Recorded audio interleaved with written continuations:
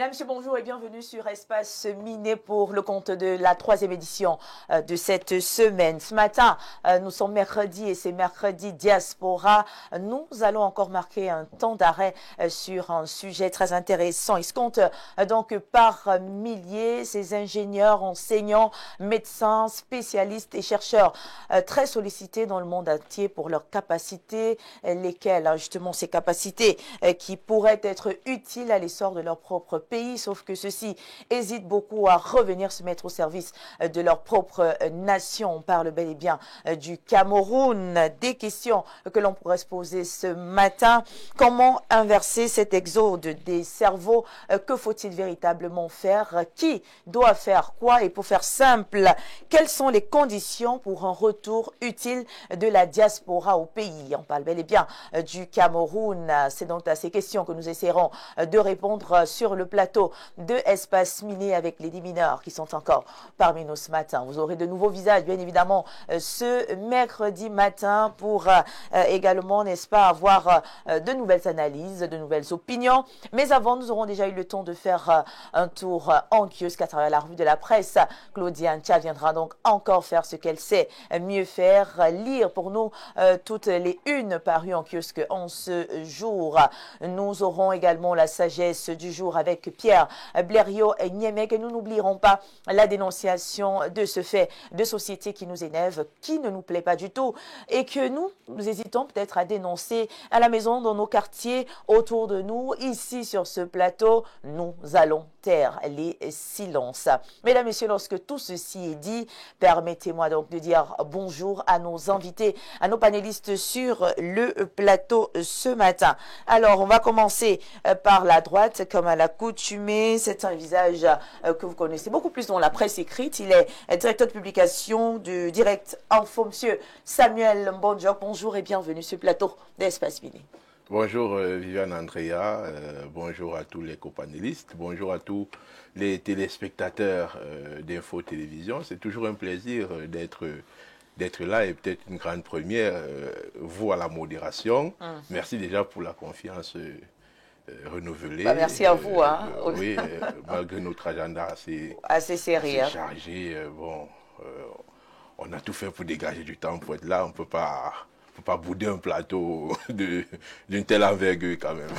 On ne boude pas. C'est vrai que je profite pour saluer toutes les populations d'un Ndongo. Vous savez, nous sortons des quartiers pas trop fameux de la cité capitale. Modestement, nous portons la voix de ces populations ce matin et nous profiterons pour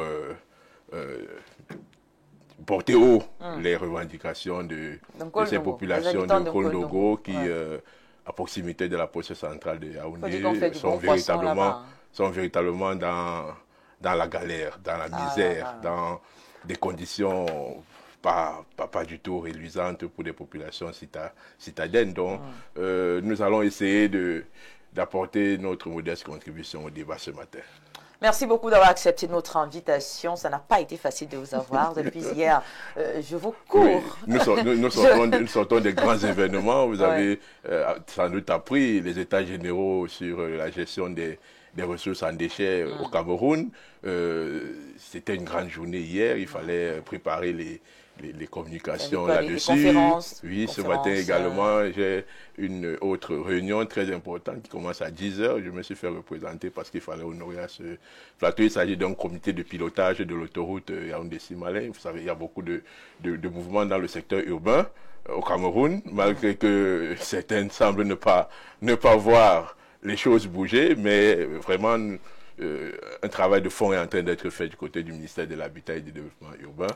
Et nous pensons que les fruits tiendront la promesse des fleurs. Magnifique. Merci d'être sur le plateau de Espace Miné ce mercredi. Il est également avec nous, mesdames et messieurs.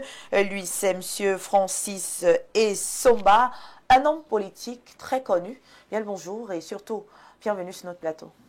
Oui, bonjour et merci pour l'honneur une fois de plus qui m'est fait ce matin de prendre part à cette émission. Je vais saluer mon très grand ami, le vrai faux frère, comme il a appelé tout à l'heure Blériot. Le vrai faux frère. Oui, le vrai faux frère. On se comprend. Donc, en tout cas, on sait que le positif joue le dessus sur le négatif. Donc, oui, il est vrai finalement. Je salue également vos millions de téléspectateurs d'Info TV parce que c'est une émission Espace Mini qui est très suivie.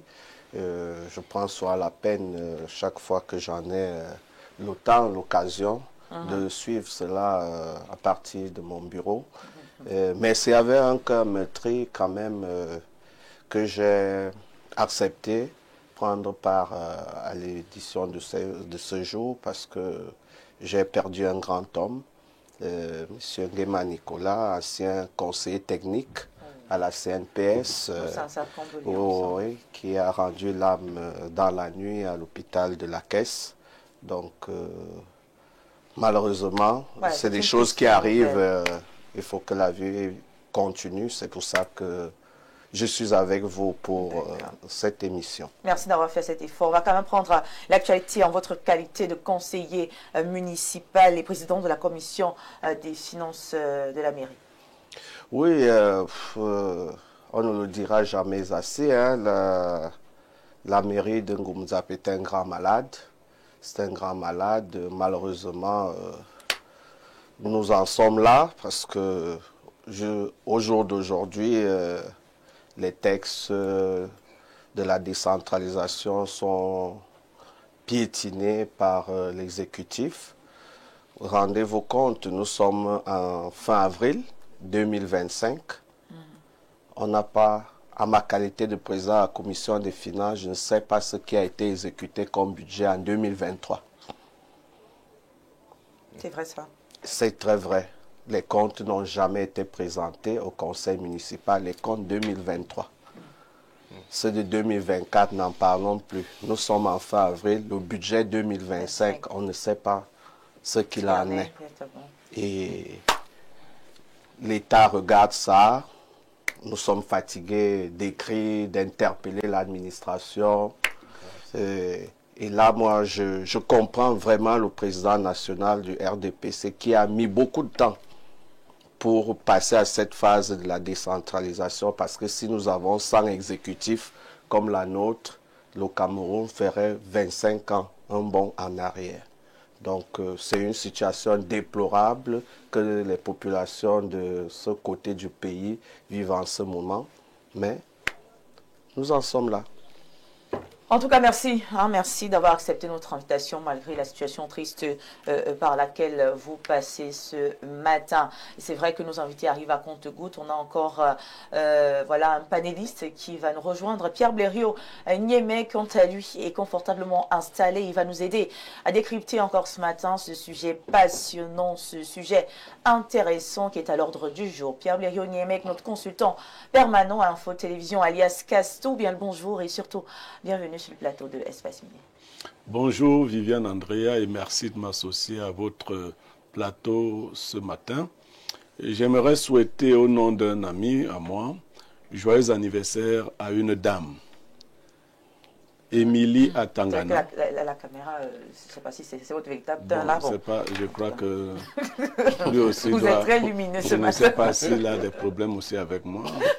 Vous êtes très lumineux ce matin. Ça va aller? Ça va aller. Ah voilà, super. J'espère que c'est ça. Alors, je disais que je profite de votre panel pour souhaiter joyeux anniversaire à une jeune dame, Émilie Atangana, qui est agent communal. Elle est en service du côté de Mokolo et elle vit du côté d'Oudia. Elle a 1 an de plus aujourd'hui. Émilie Atangana, au nom de qui tu sais, je te souhaite joyeux anniversaire. Sinon, on ne sait pas. Ouais. Nous souhaitons quand même joyeux anniversaire. À Émilie Atangana, c'est elle qui a son jour. On se joint à la personne. À la personne, voilà. Pour souhaiter, accompagner. Voilà, limitons-nous là. La priorité des défauts. D'accord, j'ai voulu commencer par une nouvelle joyeuse, mais j'ai également une nouvelle triste. J'ai eu un enseignant d'université, il était assistant à l'époque quand j'entrais en fac. Jeune assistant, on les a recrutés même sur le cours de l'année, ma première année académique. Ensuite, il a été titularisé. Il est mort hier, professeur titulaire, sénateur, Oumar Oumazadou. Comme dans les traditions de l'islam, il sera enterré ce jour même, à 10 heures m'a-t-on dit. Beaucoup de mauvaises nouvelles. Oui, du côté de soi. Tous les morts n'étaient pas de bonnes personnes. Il ne faut pas souvent dire, dès que quelqu'un me dit que... Mais je vous assure, au département de philosophie, si on a eu un monsieur qui faisait l'unanimité, parce qu'il n'entrait pas dans les petites choses. Si c'est nous qui choisissions ceux qui doivent mourir, ce n'est pas Mazadou qui serait mort. Il y a plein là-bas qui auraient pu le faire et que ça n'aurait pas dérangé autant. Que vous prenez ça comme vous voulez. Mais le professeur... Oui. Il faisait l'unanimité. Il n'était pas dans la tricherie, dans les guéguerres, dans les intrigues. Déjà étudiant, même sa mise était au-dessus de la mêlée. C'était un noble. Et il avait non seulement cette noblesse d'apparence, mais aussi la noblesse de cœur. Je n'ai pas eu d'informations sur lui ces derniers temps. Je ne sais pas ce qui est arrivé. Je vais passer quelques coups de fil après. Mais je sais que c'est un grand homme qui s'est éteint. Il était sénateur RDPC. Et il est mort et puis bon. Nous sommes sa condoléance. Oui, tout le département est attristé. Vous savez, le genre de professeur que tout le monde aimait. Des femmes comme les hommes. Tout le monde, d'abord, il n'était déjà pas dans les affaires des femmes. Non, des femmes, c'est des étudiantes. Non, des étudiantes, oui. Qui met l'enseignant. Bon, voilà. Appréciait leur enseignant. Oui, tout à fait. Il n'était pas de ceux qui bloquaient les carrières des gens. Il disait que le rôle de l'enseignant, c'est d'aider à devenir un homme. Et moi, je garde de lui un souvenir d'un grand homme. Il y a un enseignant qui avait volé une fois l'une de mes copies auprès de lui. C'est-à-dire que j'avais fait l'unité d'enseignement de Mazadou. Et un autre petit enseignant, petit au propre comme au figuré, est allé voler la copie et m'a donné une note bizarre. Alors, quand le professeur Mazadou a été au courant, il a dit non, Niemek ne peut pas avoir une telle note. Il a tout fait pour corriger cela. Entre autres, ses œuvres. Il est même allé souvent jusqu'à payer les frais de scolarité à certains étudiants nécessiteux. Je vous assure, il le faisait dans une grande discrétion, mais nous étions grands de taille, bel homme, un vrai archétype du Grand Nord. La terre avale des hommes, elle est terrible, la terre. Donc, nous lui souhaitons un bon repos. Voilà, vous avez oublié la bonne nouvelle. Non, la bonne nouvelle, c'était l'anniversaire. Ah, d'accord, oui, j'ai commencé par l'anniversaire. L'anniversaire. Bon, maintenant, j'ai été taquiné 2 fois sur le plateau. J'imagine que ce n'est pas votre voisin. Bon, mon voisin, le plus proche, mon vrai faux frère. C'est mon frère, évidemment. Mais j'ai été taquiné par Samuel Bonjo, qui dit qu'un travail de fond est fait au ministère du Développement urbain et de l'Habitat. C'est lui qui dit ça. Habitat et développement urbain. Là, c'est pas le Minédu. C'est lui qui dit ça, non? C'est Samuel Bonjo qui dit ça, non? Qu'un travail de fond. Et c'est encore lui qui dit qu'un Kondongo, son quartier. Dans un état. Non, mais ce n'est pas le développement. C'est le développement quoi? Pas de population qui vit dans la misère. Ce n'est pas. Nous sommes voisins. Au développement urbain de donner l'appétence. Non, de faire que ça. D'éduquer les masses, les jeunes. Non, l'éducation des basses. Le quartier est salubre, c'est ça? Moi, je suis de Vogada, tu es de Ngol. On est voisins. Tes gars sont en train de te regarder. Non, mais le Parlement de Jean de Makou te regarde. Tu dis que Ngol est bien. Non, mais tu ne peux pas aller dire là-bas plaider Ngol. Non, s'il faut critiquer Nkondongo, ce n'est pas sur le plan de la salubrité. Il y a la salubrité à Nkondongo. Le plan de il y a la salubrité là-bas. La mairie de Yaoundé 4 se bat pas mal quand même. C'est derrière la mairie de Yaoundé 4. De ramasser les ordures, les routes sont bonnes. Propreté. Les routes sont bonnes. Bon, en dehors de quelques trous qui se trouvent quand même du côté. C'est comme Momo déjà. C'est Momo. Non, mais il y a quand même le carrefour qui est endommagé. Il y a la descente. Attends, quand toi tu vas chez toi, tu ne vois pas les trous là. Les travaux sont en cours. C'est-à-dire c'est pour ça qu'il a dit qu'il y a un travail de fond qui a été fait. Il y a un plan d'aménagement de voirie de la ville de Yaoundé, parmi lesquels le carrefour Iptek, la montée Kondengui vers Neptune, qui a quand même beaucoup de... il faut dire que cette route-là quand même qui monte... Oui, la rue Belle-Mère a été aménagée, vous avez vu, la rue Belle-Mère a été aménagée, Bafia, Pourquoi tu te plains ça passe. Pourquoi tu te plains? Non, je me suis plaint au niveau de l'encadrement de la jeunesse, au niveau, Qui doit venir du niveau de vie des populations. On doit venir donner l'argent. Quand je sors le matin, je regarde 90% de jeunes qui restent au quartier, dans les carrefours. On peut les prendre au midi. On peut les prendre. Le midi n'a pas vocation à recruter les jeunes de Congo. Il faut s'adresser au ministère de la fonction publique. Ok, on va envoyer le ministre du développement là-bas à la fonction publique au prochain remaniement, d'accord? Comme ça, il va recruter les jeunes de Congo. Non, vous savez, c'est difficile de soutenir ces gens. Hein. Il faut souvent leur on dire. les soutient. Il faut souvent dire ça. Ils travaillent si mal que quand tu as même un ami là-bas, vraiment, ça te crée des problèmes. Il faut éviter d'avoir les amis.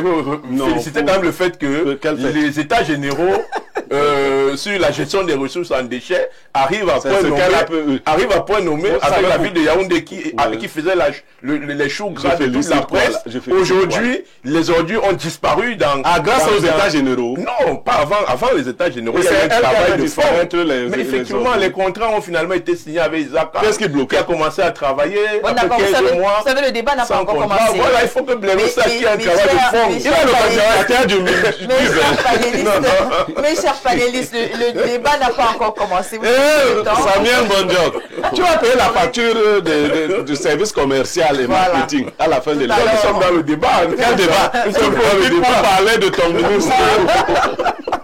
Merci Viviane. Voilà, merci à vous. Toujours une belle ambiance sur ce plateau. Les démineurs, surtout que nous sommes mercredi. Vous savez, on fait descendre un tout petit peu la température. Hein. Vous savez, on tend vers le week-end et très souvent, on commence à se sentir un peu léger. Alors, mesdames, messieurs, le panel, il est présenté. Nous attendons encore notre dernier invité sur ce plateau qui est une dame. Mais comme toute émission, avant d'entrer dans le vif du sujet, prenons une sagesse, une parole, un proverbe, en tout cas une citation du jour qui va certainement éclairer nos différentes réflexions. Pierre Blaireau, la sagesse de ce matin. La sagesse de ce matin dit ce qui suit. Si le désir de se venger ne se teint pas dans les actes de contrition, c'est que le cœur de la victime est pollué. Ok, on va reprendre. Si le désir de se venger ne s'éteint pas dans les actes de contrition, c'est que le cœur de la victime est pollué. Expliquez-nous ça. Si une personne continue à vouloir se venger, même après que celui ou celle qui l'a offensé se soit profondément excusé, c'est que son cœur est encore rempli de colère et de rancune. Il n'y a pas de paix intérieure pour cette personne. Ça veut dire que vous n'allez pas pousser les autres jusqu'au dernier retranchement. Quand celui qui vous a offensé a profondément reconnu son offense, vous devez libérer votre cœur. Mais quand votre cœur est pollué, vous ne pardonnez pas. Quelles que soient les excuses, la contrition de l'autre, vous n'arrivez pas au pardon. C'est une invite à ceux qui ont rempli leur cœur de beaucoup de rancœur. Vous voyez? Quelqu'un va toujours te dire en 1982. Bon, c'est vrai que c'est une mauvaise année, 1982. Pourquoi vous avez choisi cette année-là? Mauvaise en quoi? En quoi cette année? Une année mémorable plutôt. Toi, tu n'étais pas né. Je ne sais pas en quoi elle est mémorable pour toi. Viviane n'était pas née. Dites-nous alors. Moi, j'étais né. Et ce n'était pas une bonne année. Ah, lui, il n'était pas né. Il était né comment? Ses parents se connaissaient à peine. J'étais déjà né. J'étais né. Il y a quelques mois quand même. Donc tu n'as pas vu. Je n'ai pas connu le renouveau. Il n'a pas vu. Qu'est-ce qu'il n'a pas vu? Non, ce que tu n'as pas vu, c'est que l'illusion. L'illusionniste était arrivé. Un bel homme, hein. Tout le monde applaudissait, on applaudissait. Dans les quartiers, on ne faisait que chanter son nom. On l'appelait l'illusionniste.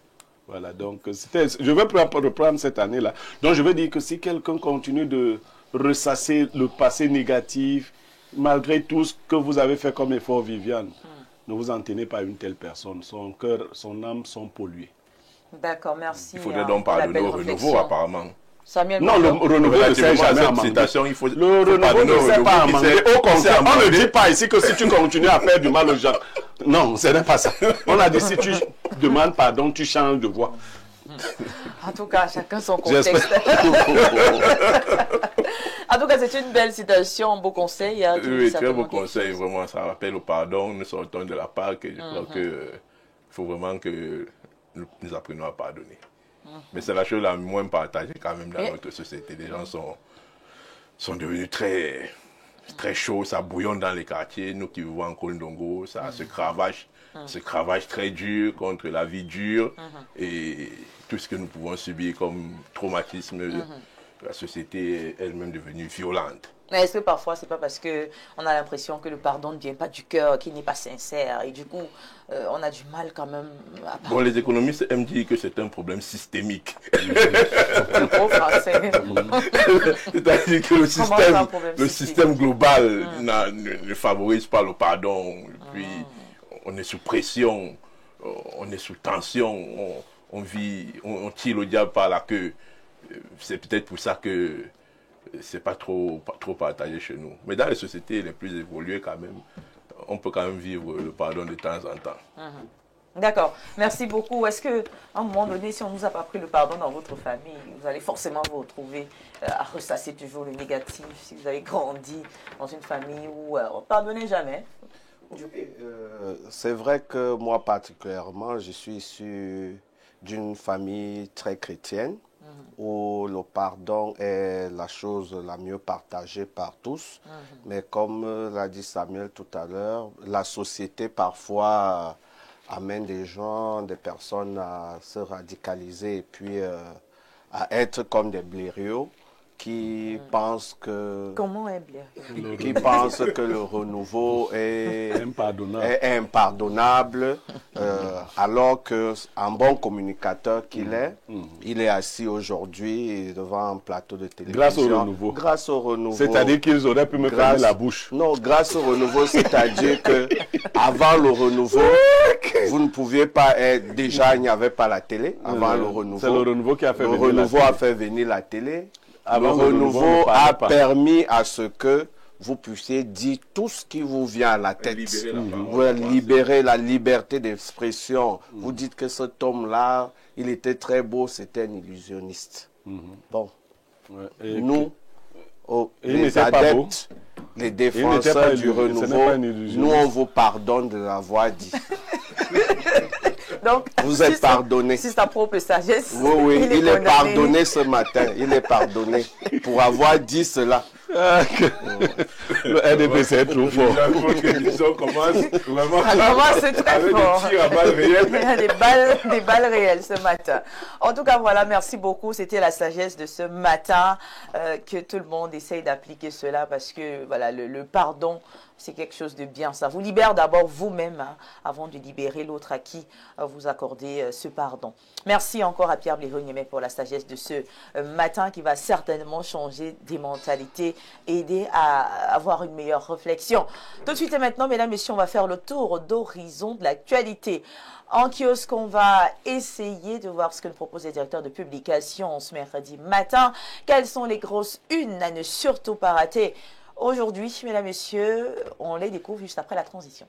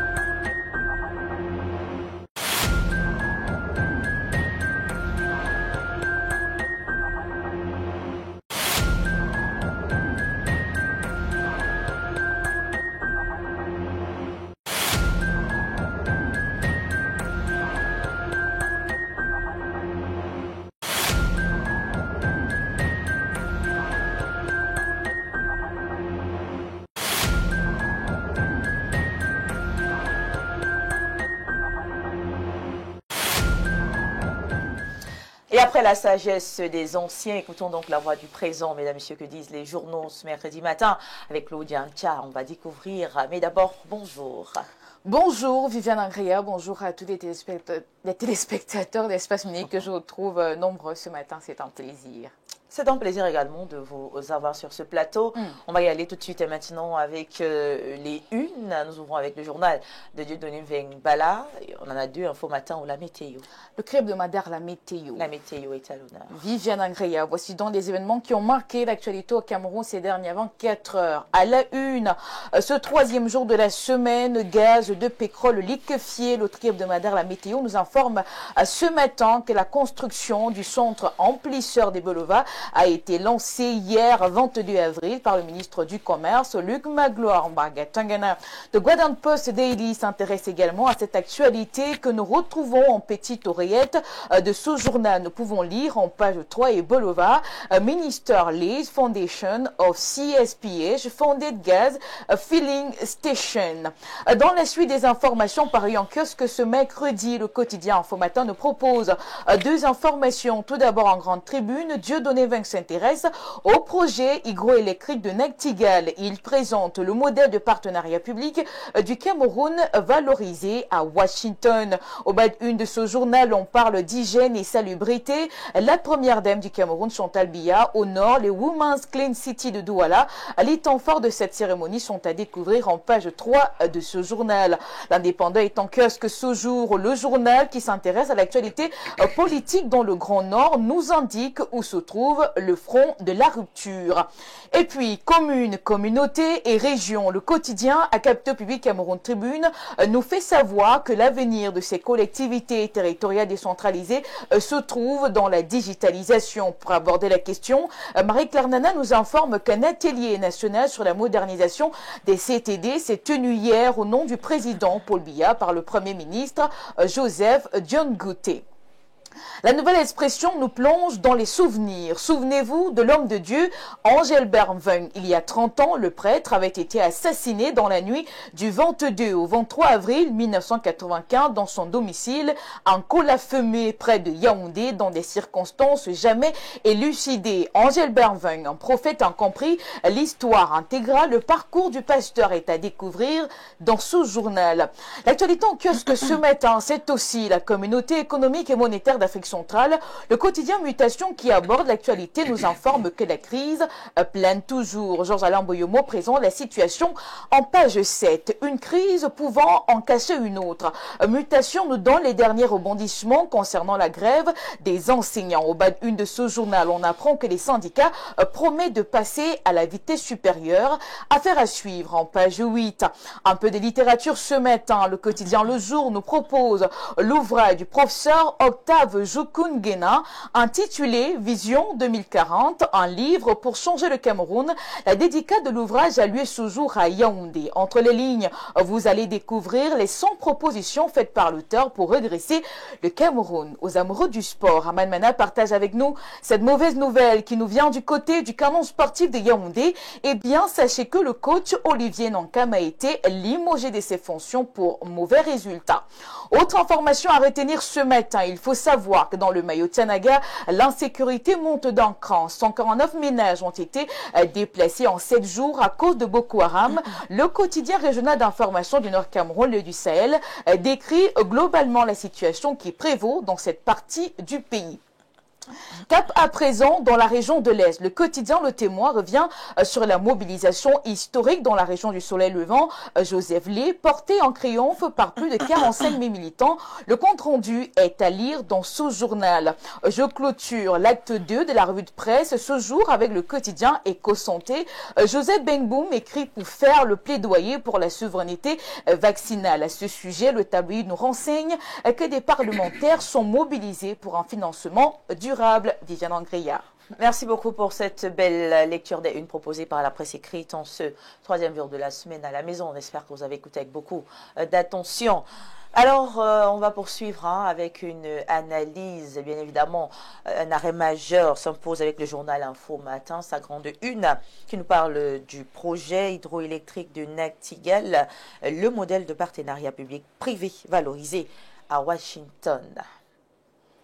Eh bien, en parlant justement de ce projet hydroélectrique de Nactiga, le quotidien Info Matin revient donc sur le modèle de partenariat public-privé valorisé donc à Washington. Il faut rappeler que le ministre de l'eau et de l'énergie, Gaston Elundu Essomba, se trouve dans la capitale américaine, Washington, bien entendu, pour participer à la table ronde sur les best success stories des réunions de printemps de la Banque mondiale, du FMI. Le ministre Gaston Elundu Essomba a donc présenter la structuration financière innovante de cette importante réalisation. C'est donc l'essentiel de l'information à retenir dans ce journal que vous pouvez également retrouver en kiosque ce matin. Merci beaucoup. Elle est brève, précise et concise. Pierre Bléjon-Niémé, vous avez quand même un mot à dire concernant justement cette belle actualité. Oui, ben, c'est ce qu'on appelle de tous nos voeux, partenariat privé-public. Parce que vous savez que l'État est exsangue déjà. Il n'a pas suffisamment les moyens de faire de grosses réalisations. Et vous imaginez que dans le domaine de l'énergie, c'est beaucoup d'argent. Donc, un mot de félicitation à l'endroit du ministre Elundu Essomba, qui va cravacher dur, qui continue de chercher, ratisser l'âge pour avoir les moyens. Maintenant, il faudrait que lorsque ces moyens sont obtenus, que le travail sur le terrain soit fait de sorte que les populations... Vous savez que le plus grand mal dont nous souffrons aujourd'hui, c'est l'absence d'énergie, que ce soit l'énergie électrique ou encore l'eau.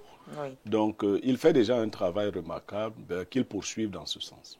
D'accord, voilà, merci beaucoup Samuel Mbonjok qui a certainement également une observation à faire concernant cette actualité. Oui, il faut également dire il faut également reconnaître que c'est le barrage qui a été conçu le plus rapidement possible au Cameroun. Oui. C'est l'un des avantages très remarquables de cette infrastructure de Nachtigal. À moins de 3 ans, le barrage, 3 ans, 4 ans, le barrage a été construit. Contrairement à Meuvele, dont on a Nachtigal, Meuvele, Lombangar, qui ne finit jamais, Mekin et tout. Donc, vraiment, c'est un financement de l'Agence française de développement avec une expertise de l'électricité de France qui est venue construire pour l'exploitation sur une certaine, je crois c'est 19 ans, 18 ans ou 20 ans, pour rentrer dans leur investissement. Donc ce sont des meilleures approches. Vous avez vu également avec nos autoroutes, Douala-Yaoundé, qui doivent normalement être construites par PPP, par projet partenariat public-privé.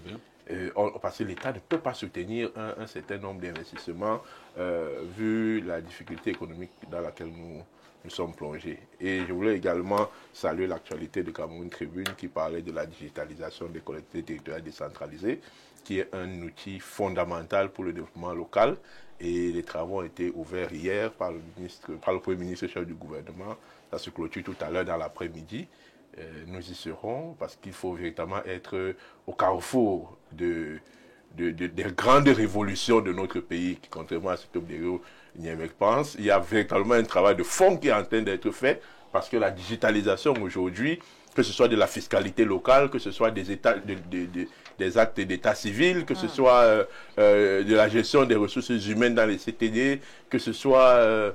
il y a une niche d'emploi énorme dans la digitalisation. Et beaucoup de maires sont à Yaoundé actuellement pour apprendre de cette digitalisation-là parce que moins de 10% de nos collectivités territoriales décentralisées sont digitalisées. Moins de 10% ont un site internet dans les mairies. Moins de 10% ont même des ordinateurs à la portée du personnel. Voilà un conseiller municipal qui est là. Ils n'ont pas de compte administratif validé depuis 2023. C'est inadmissible. Donc vous voyez qu'il y a un travail de fond qui est fait, mais il y a encore des pesanteurs à cause des acteurs qui ne sont peut-être pas à leur place, des acteurs qui sont déphasés ou alors qui ont d'autres agendas. Mais heureusement, l'État central doit maintenir, malgré la décentralisation, l'État central doit maintenir la souveraineté de l'État. Parce qu'on ne peut pas avoir une mairie qui est paralysée depuis 2023. Un conseiller se plaint comme ça à Mondovision. C'est extrêmement grave pour que une enquête sérieuse et profonde soit faite sur cette commune de Ngomedja. Merci beaucoup, Francis Essomba, qui va également placer un mot. Oui, l'actualité, justement, de Cameroun Tribune m'interpelle parce que j'ai souri lorsque j'ai lu cette une tout à l'heure, parce que je vois que l'État est en train de courir. Parce que lorsque, au jour d'aujourd'hui, on parle déjà de digitalisation des communes, c'est vraiment une grande avancée.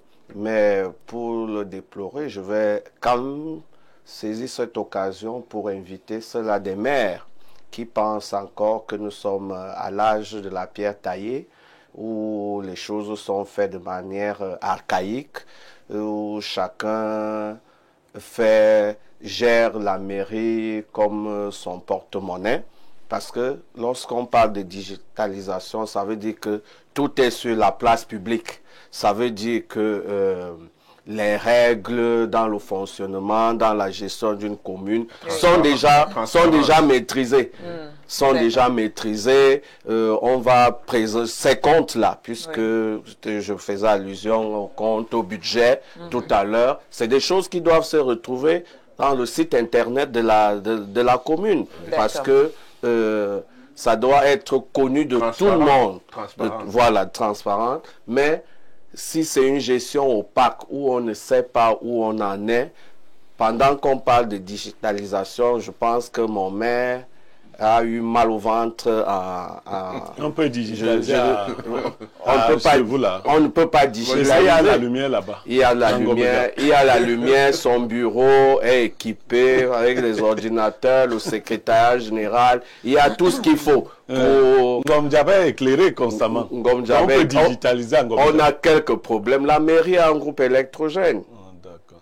Donc on va digitaliser à l'intérieur de la mairie seulement. C'est-à-dire, on peut n'importe qui a tout le monde, il suffit de mettre l'information à la disposition. C'est de ça qu'il s'agit. Mais si c'est une information qu'on garde dans son porte-monnaie, je crois que je ne suis même pas sûr qu'elle a reçu l'invitation de participer. Non, je n'ai pas quand même vu au palais des Congrès. Elle ne peut pas venir. Elle ne peut pas venir. Est-ce que la digitalisation va avec la décentralisation? Effectivement, les deux vont de pair, puisque la décentralisation, c'est quoi? C'est la gestion de la chose publique par les autochtones. Et pas les autochtones. Les compétences locales. Donc, pourquoi Ngomdjab, c'est les autochtones qui font? Non, ça veut dire quoi? En réalité, je peux même maintenir l'expression parce que dans chacune des communes, par exemple chez nous sommes 25 conseillers. Les 25 sont de Ngomdjab. Les 25 sont de Ngomdjab. C'est mauvais. C'est pas mauvais en soi parce que c'est ouvert. On peut avoir l'équilibre sociologique a été respecté. Retire ça. Je l'ai retiré, mais je dis que dans une autre mesure, à supposer que nous avons deux conseillers qui viennent d'ailleurs. La majorité serait toujours de Ngomdjab. Donc on peut par extrapolation parler d'autochtones. Et tout le monde doit donc être au courant parce que pour gérer. Mais si vous n'êtes pas acteur, je vous dis, je suis président de la commission des finances, la plus grande commission à l'Assemblée. Ça s'appelle la commission Ayaï. Voilà. Tout le monde au Cameroun connaît cette commission. Je devais être la commission Essomba à la mairie de Ngomdjab. Mais si dans la plus grande commission, je ne suis même pas au courant de ce qui se passe. Ce n'est pas mon oncle qui va qu'à ses occupations champêtres qui saura de quoi il est question. Peut-être ton oncle qui est ministre, lui, saura de quoi il est question. Là, c'est trop grave. D'accord. N'en parlons pas pour le moment. D'accord, voilà, merci beaucoup à vous. C'était la revue de la presse de ce mercredi matin à la maison. On espère que vous a apporté un peu plus de précision concernant les actualités parues en kiosque.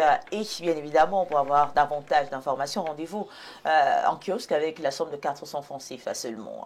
Et encouragez également ces directeurs de publication. La mesdames et messieurs, on prend une transition juste après. On va pointer du doigt une situation encore ce matin à travers notre rubrique consacrée à la dénonciation du jour. À tout de suite.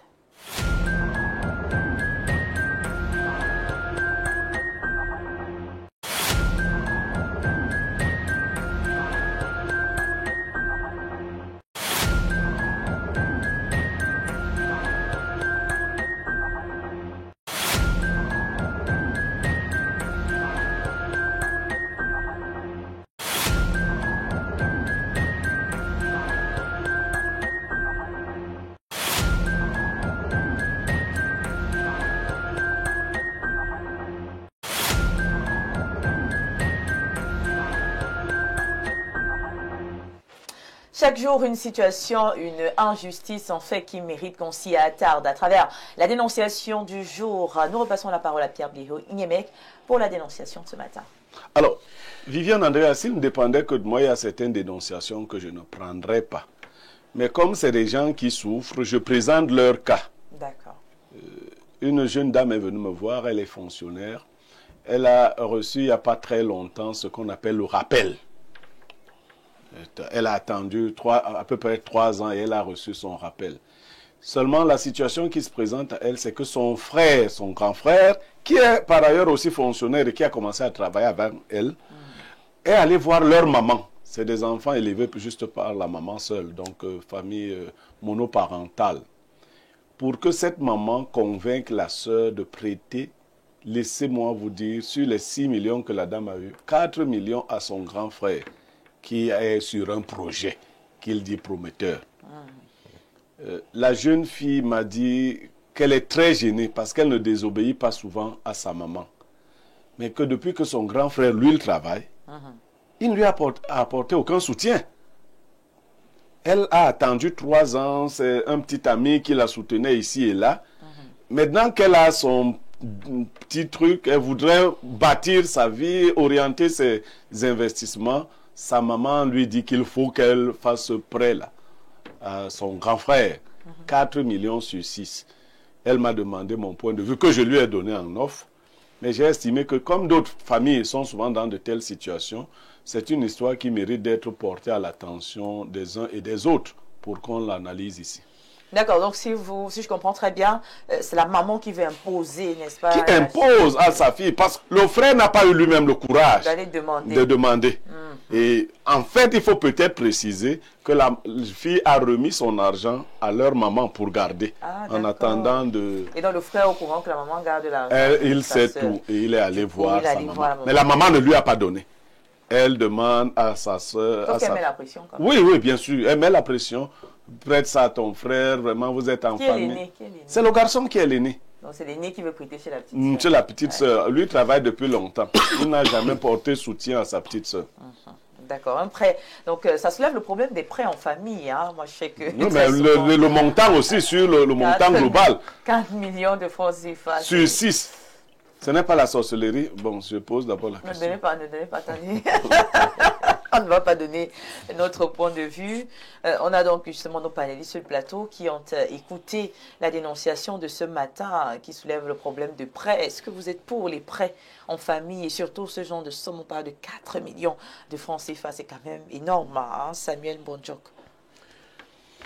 En principe, il y a un problème. Il y a un problème au niveau un vice de forme.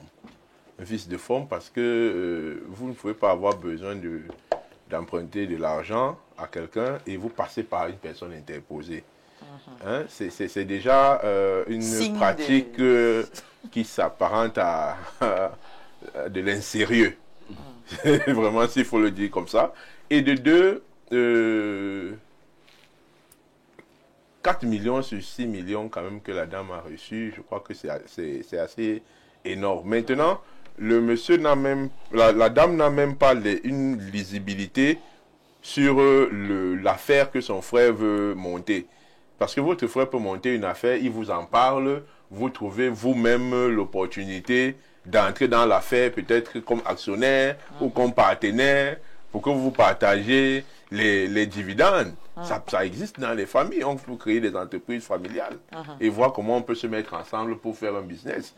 Mais quand votre frère lui passe par quelqu'un d'autre pour qu'on lui donne l'argent pour qu'il fasse son business, moi je pense que c'est une pratique dolosive, c'est une tromperie. Et en famille, ça ne doit pas se passer comme ça. Déjà, la jeune fille a mal fait de prendre son argent pour donner à sa maman de garder. Ah bon? Quand vous êtes adulte, vraiment, vous devez assumer des responsabilités, surtout en ce qui concerne les finances. Je ne sais pas si elle est mariée. Beaucoup de femmes le font. Je ne sais pas si elle est mariée, mais non, beaucoup de femmes le font, mais ce n'est pas normal. Ce n'est pas normal. Même quand on est marié, même c'est le bon endroit pour aller. Voilà, vous voyez donc les pratiques des femmes. C'est pas normal. Donc si tu ne savais pas, c'est une femme qui vient de t'expliquer. Oui. Qui vient de comprendre que voilà, le mari qui va garder son argent chez sa maman. C'est très grave. Même lorsque vous n'êtes pas marié, vous ne pouvez pas avoir de l'argent, vous dites qu'une autre personne doit garder. Ça fait enfantin, ça fait irresponsable. Et pour une femme qui est fonctionnaire, si elle ne peut pas garder 6 millions, quand l'État va lui confier une caisse de 100 millions, je ne sais pas si c'est sa maman qui va continuer à gérer les 100 millions. Est-ce qu'elle rentre avec la caisse à la maison? La caisse reste au bureau. Oui, mais non, il y a des gens qui ont des caisses dans les bureaux. Moi, je connais des gens qui ont des coffres forts. Donc, il faut vraiment prendre des responsabilités lorsqu'on est majeur et savoir également avoir des projets. Elle ne peut pas avoir un 6 millions qui va arriver et elle n'a pas de projet avec cet argent jusqu'au point de aller le garder. L'argent n'est déjà pas fait pour être gardé comme ça. L'argent doit tourner, l'argent doit circuler. C'est ça qu'on appelle la thésaurisation. C'est une pratique qui est même interdite dans le milieu financier. L'argent doit être injecté dans l'économie pour faire circuler. Et c'est ça qui crée la richesse. Lorsque des gens gardent des sacs d'argent dans les résidences et autres, comme on voit là, on vole même et on porte plainte.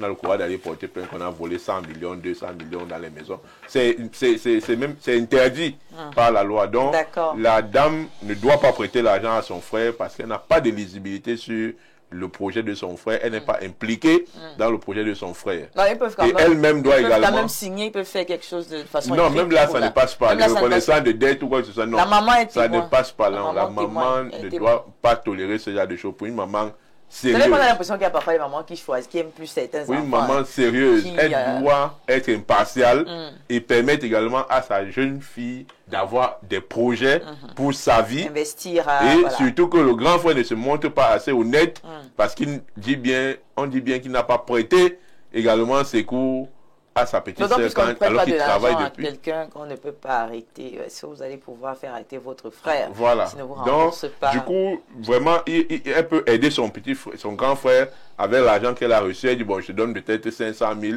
Tu vas te battre, je donne 200 000 à l'autre, et partage, on fait le salaire au village. Donc, premier salaire, tu partages avec ta famille, mais après, toi, tu dois construire ta vie. D'accord, c'est bien compris. Francis et Soma qui va certainement également proposer un conseil pour la jeune dame qui semble un peu embarrassée, parce que c'est quand même difficile de dire non à sa maman, surtout quand on a grandi dans un certain environnement, avec une certaine éducation où on ne dit pas non aux parents, c'est un péché. Et puis, on a donc votre mère qui vient vous dire que prête l'argent à ton frère. Je suis garante.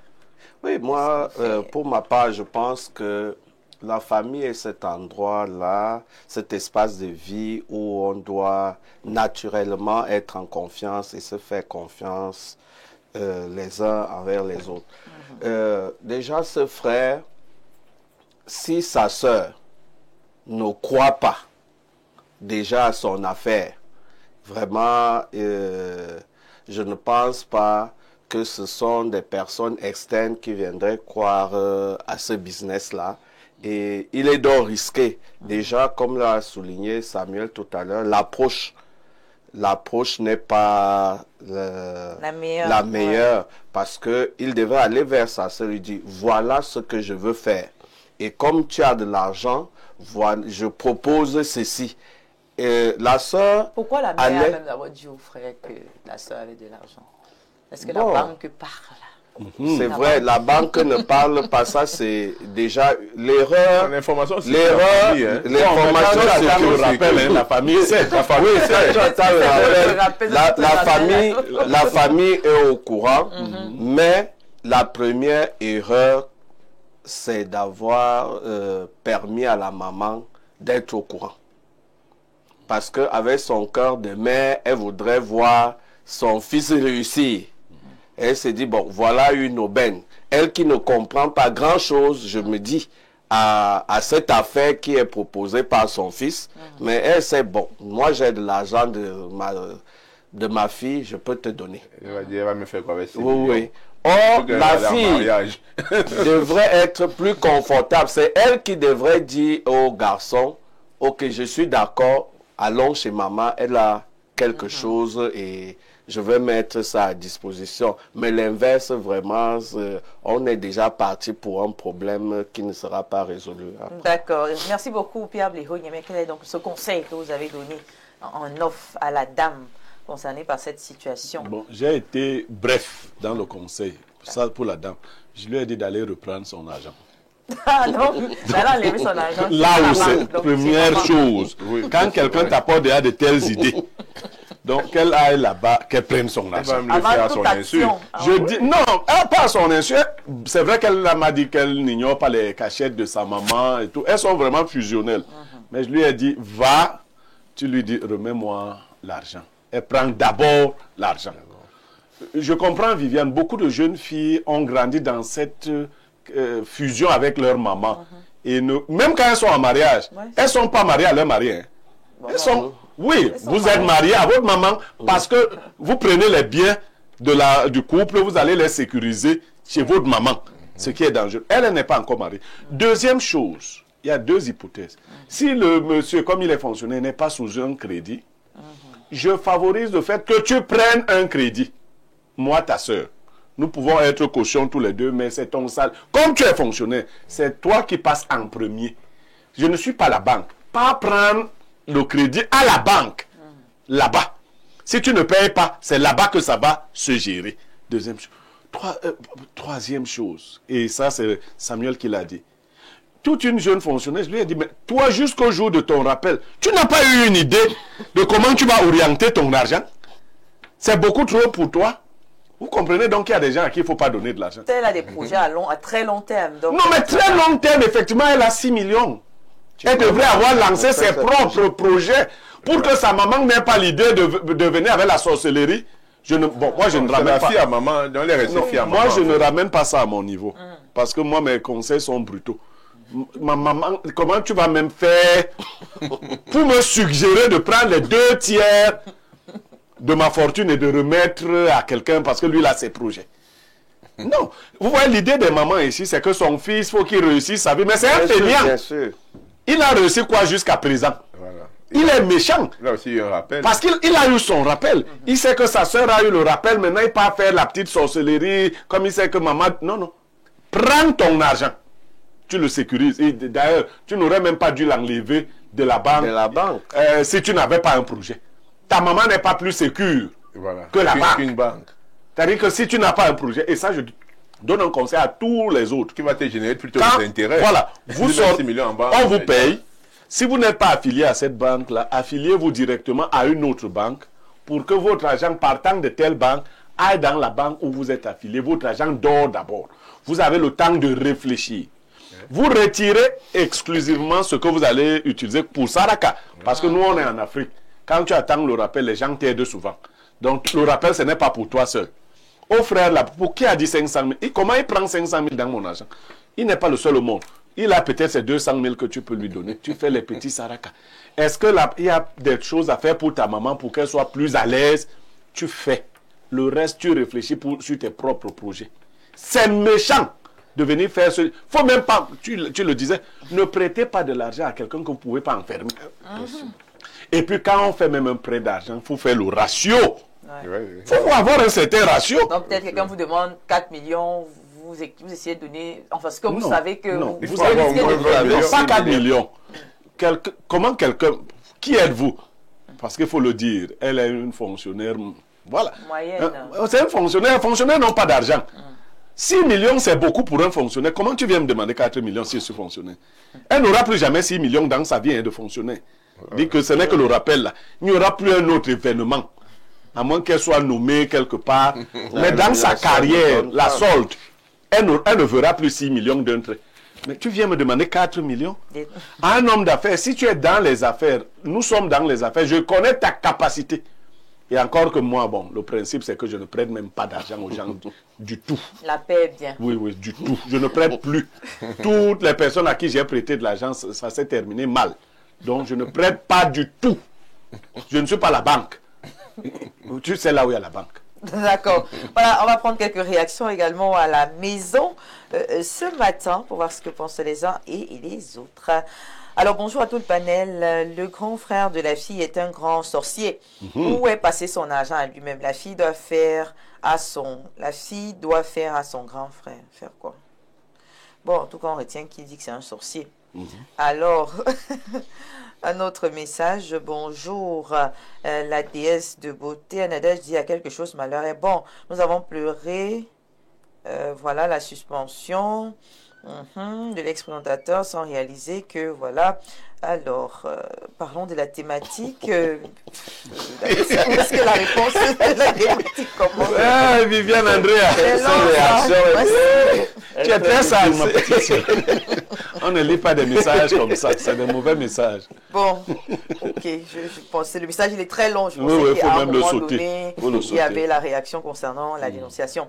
Alors bonjour Viviane Andrea, vraiment dans la vie, si vous ne voulez pas vous regarder en chien de défaillance, si vous ne voulez pas vous regarder en chien de défaillance, évitez les prêts d'argent en famille. Pour le cas d'espèce, la fille est irresponsable, tu travailles depuis plus de 3, tu n'as pas de compte bancaire pour garder ton argent, c'est ignoble. C'est dans un compte bancaire. Il t'a payé les 6 millions. Bonjour, qu'il aille chercher le crédit à la banque, c'est tout.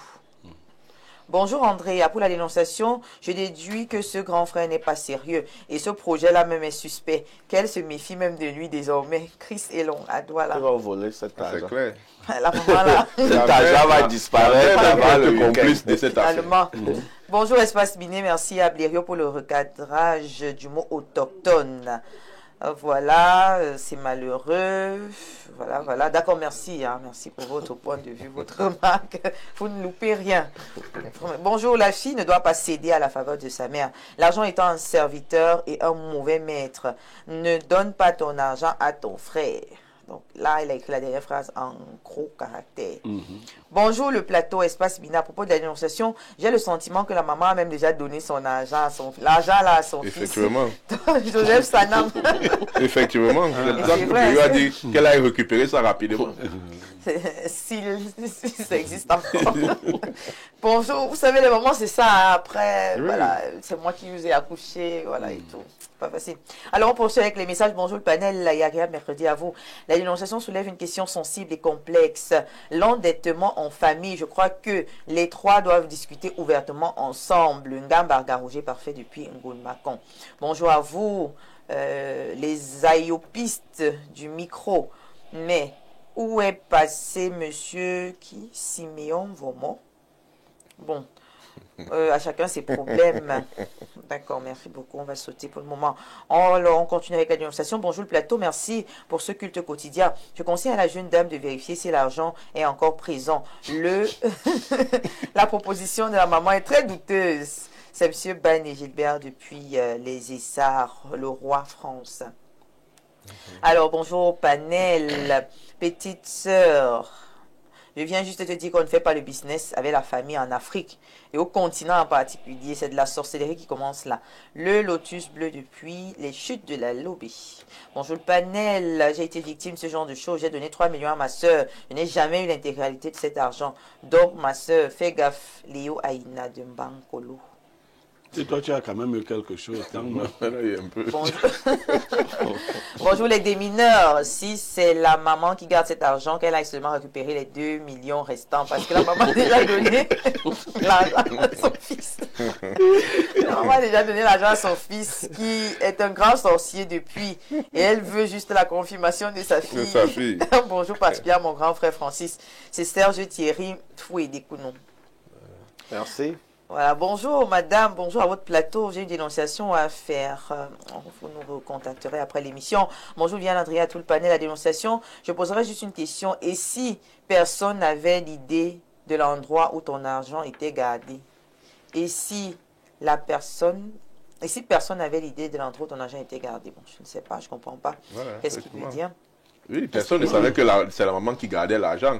Donc forcément, ok, la personne n'aurait fait la demande. Personne n'aurait fait la demande. C'est pour dire que la première fautive, c'est la maman. C'est la maman qui est partie informer au gars que non, j'ai l'argent ici, je vais. C'est une maman qui n'est pas sérieuse. Bonjour, Info TV, je conseille à la jeune fille de donner 20 000 à son frère pour quelques billets. Pas plus. Ça y est. 20 000. Depuis le Gabon. C'est 6 millions quand même. 6 millions que lui, il avait donné combien? Il avait donné combien? Le point de... 20 000. Bonjour à vous. Il a précisé pour la bière. Pour la bière. Le temps pour lui de réfléchir, de Oui, trouver il d'autres va bien options. réfléchir.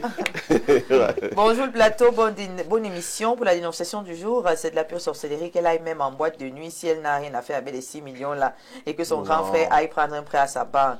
Il est aussi fonctionnaire comme elle, Emmanuel Ngouette nous écrit. Viviane, Andrea, bonjour à ton riche panel. Très bonne dénonciation, mais malheureusement, c'est la vie familiale est souvent très compliquée. Il est clair que son grand frère n'est pas sérieux et je ne le vois même pas restituer cet argent. Si elle décide même de lui emprunter, comme le consultant l'a dit, il faut qu'elle aille déjà reprendre son argent chez maman. Sinon, sous l'effet de la pression, la maman finira même par donner tout l'argent sans son autorisation. Merci. Et c'est vrai, hein, je pense que pour le moment, l'argent n'est pas sécurisé. Bonjour à tout le panel pour la dénonciation. Je suis d'accord avec M. Niemek. Les prêts d'argent en famille ne sont jamais bien. Ma propre sœur, au moment de rembourser mon argent, elle me dit que je n'ai pas besoin d'argent. Donc, que cette fille aille prendre son argent et qu'elle ne prête rien à son frère. Au chaleureux plateau, bonjour. Le gars est mal intentionné, malhonnête, vu qu'il veut passer par la matière pour escroquer sa petite soeur. Comme c'est la famille, elle peut juste donner quelque chose à son frère, même 100 000 pour participer. Elle ne prête pas. Elle doit avant tout récupérer son argent, c'est sa maman. Comme le grand frère Blériot a dit. Stéphane depuis Nkwaba. Alors, on va prendre encore, il y a beaucoup de réactions. Bonjour Andrea, Blériot a raison, il ne faut pas prêter de l'argent aux fonctionnaires. Ils n'ont rien à part être champion de corruption. Bon, est-ce que c'est vrai hein, tout? Non, c'est pas vrai ça. Monsieur Omba de Yaoundé, c'est pas dans ce... Là, vous sortez même de la dénonciation. Hors sujet. Vraiment, hors sujet, ce sont les gens qui ont donné 0. Hors sujet. Bonjour, faites les prêts aux gens que vous pouvez envoyer en prison. Bonjour, elle doit seulement aller récupérer les 2 millions restants parce que l'argent là est déjà en train de régler le projet de son frère. Surtout que la mère va lui dire que mais bientôt tu vas te marier. Surtout si la mère connaît qu'elle a un financeur quelque part. Voilà. Elle va dire mais tu fais quoi avec 6 millions? Laisse ton frère. Laisse ton frère aussi. Laisse ton frère aussi. Les mamans aiment beaucoup leur fils. Voilà. C'est que le gars il a programmé la dot de sa future avec les 4 millions. Quand une maman parle déjà comme ça, c'est que l'argent est déjà parti. Et la fille là commence à réfléchir à comment elle va réagir. C'est Annette depuis Ouankan. Non mais bon. Alors, bonjour. Un jour, j'ai prêté de l'argent à un ami. Quelques mois après l'échéance de la dette, je lui ai demandé s'il pouvait me rembourser mon argent. Il m'a demandé, tu veux faire quoi avec? Donc, mon propre argent. Je me demande ce que je vais faire avec. Bien sûr. C'est pas facile, c'est pas possible ça. Alors, bonjour Viviane Andrea. Viviane de Prince-Aimé. D'accord. Alors, qu'est-ce qu'il dit? Très belle analyse de Blériot, ma chérie. Voilà. Oh là là, merci beaucoup. Alors, bonjour, par rapport à la dénonciation, j'ai prêté de l'argent à ma belle-mère qui n'a jamais remboursé. Et quand je parle... Voilà au fou. Voilà au fou. Belle-mère. Ah, ta belle-mère. C'est la femme qui parle. Parce Non, que mais dans tous les cas, à mon mari. Belle-mère, Il dit c'est que belle-mère. la famille. Ouais, c'est perdu. Elle a remboursé sa dot. Marie des sauces. Elle a repris la dot de son fils. Marie des sauces, vraiment là, il n'y a rien à faire. La belle-mère. Tu oublies. La belle-mère va te rappeler comment elle a porté son fils. Voilà. D'abord, c'est l'argent de son fils qu'elle a pris. On t'a même pas avec les porcs. Tu peux travailler l'argent jusqu'à atteindre ce montant. Voilà, merci beaucoup pour vos réactions. Bonjour Viviane, la fille là n'est pas sérieuse. Comment elle n'a pas gardé l'argent, c'est sa mère. Elle n'a pas son petit ami. Non, pas le petit ami. Encore chez le petit ami. Non. Le mari, oui, pas le petit Vous ami. voyez que vous trouvez des problèmes à toutes les astuces. Non, vraiment. Le petit ami a quelle sécurité là-bas? Vous avez quel contrat? Tu prends 6 millions. Mieux encore la mère. Tu vas pleurer comment? Bon, il y a des Mieux la mère par rapport au là, petit là, vous préférez ami. la mère. Oui, oui. Mais Bah c'est oui, ça tout qui le est- monde. Par rapport au petit. Et voilà qui ouvre les comptes communs, les petits amis. Petit, non. Vous voulez La être femme- marié alors que vous ne l'êtes pas encore. Petit ami, tu ne peux pas aller lui donner ton argent à Ne garder. prête pas l'argent, petit ami. Non, ça c'est autre chose. Mais lui donner ton argent à garder, non. D'accord. Voilà, merci beaucoup. Je pense qu'on a fait le tour. Il y a beaucoup de réactions qu'on ne pourra pas forcément lire sur ce plateau. Mais de toutes les façons, j'espère que la jeune fille nous écoute en ce moment et qu'elle écoute les conseils. Hein. Il ne faut pas prêter cet argent à votre frère. Si l'argent existe encore. Bon. On va quand même tout le monde ne pas que vous dire que... On va faire confiance à la maman. L'argent là n'existe pas. Oui, oui. Donc on va faire je suis confiance convaincu que ça existe. Ça existe encore. Hein? Le simple fait que la maman soit venue voir sa fille, l'argent là est parti. Mais elle aussi, elle a traîné. L'argent est parti. Depuis que maman lui a fait ça, elle devait être vive. L'argent est parti. Bon. La mère ne fait qu'insister. C'est parti, soit de manière normale, soit quand elle va aller pour récupérer, on va lui dire que je ne vois même plus ça.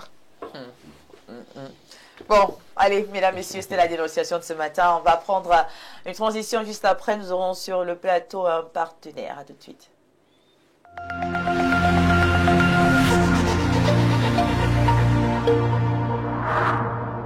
Bienvenue à la 10e édition de SARCA, le Salon africain de la relation client et des centres d'appel. Cette année, nous plongeons dans le thème Intelligence artificielle et expérience client. L'Afrique s'engage. Imaginez un futur où l'intelligence artificielle révolutionne le service client. Il y aura des expositions, conférences et formations. Rejoignez-nous pour célébrer cette évolution au SARCA du 23 au 25 avril 2025 à l'hôtel Aqua Palace Douala. Soyez acteurs du changement. Vous rêvez d'un environnement de travail propre, sain et agréable pour vos équipes et vos clients? Vous recherchez un partenaire fiable, reconnu pour son professionnalisme dans le nettoyage de locaux? Béthane Cleaning Services, c'est l'exigence de qualité, la rigueur et la confiance depuis plusieurs années. Spécialiste de la propreté industrielle pour PME et grandes entreprises, notre équipe certifiée reste à l'écoute de vos besoins, quel que soit votre secteur d'activité. Nous vous proposons une gamme complète de prestations, entretien régulier de vos bureaux, nettoyage de fin de chantier, traitement des sols et des tissus, entretien des espaces verts, recyclage des déchets et nettoyage des vitres à l'eau pure. Une technique innovante et certifiée. Avec Béthane Cleaning Services, vous avez l'assurance d'un lieu de travail confortable, propre et respectueux de vos exigences. Appelez le 657 86 38 56.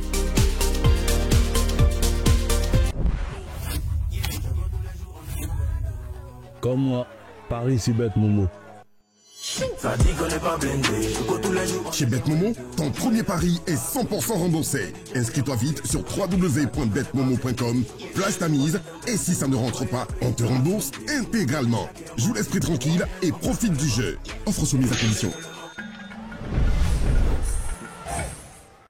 Plongez dans l'excellence au cœur de Yaoundé. Imaginez un lieu où le luxe rencontre la modernité et le confort, où chaque détail a été pensé pour vous offrir une expérience unique.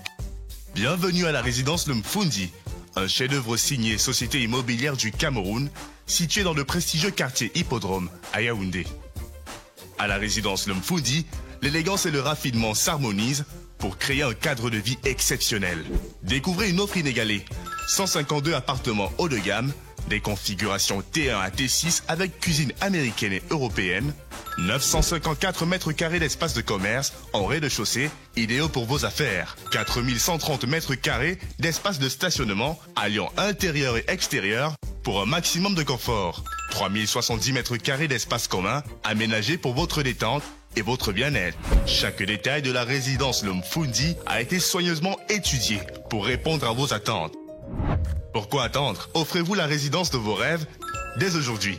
Rendez-vous à la division commerciale et marketing de la Société Immobilière du Cameroun sur l'avenue de l'Indépendance à Yaoundé. Société Immobilière du Cameroun, la volonté de mieux vous loger.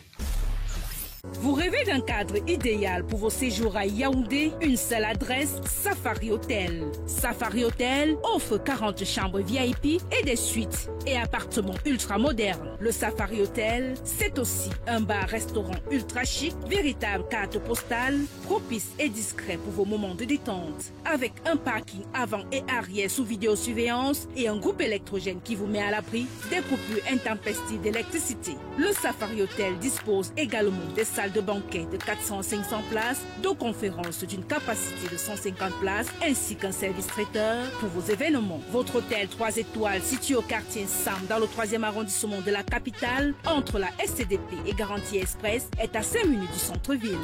N'attendez plus, réservez au 694 77 74 68, 677 76 29 32.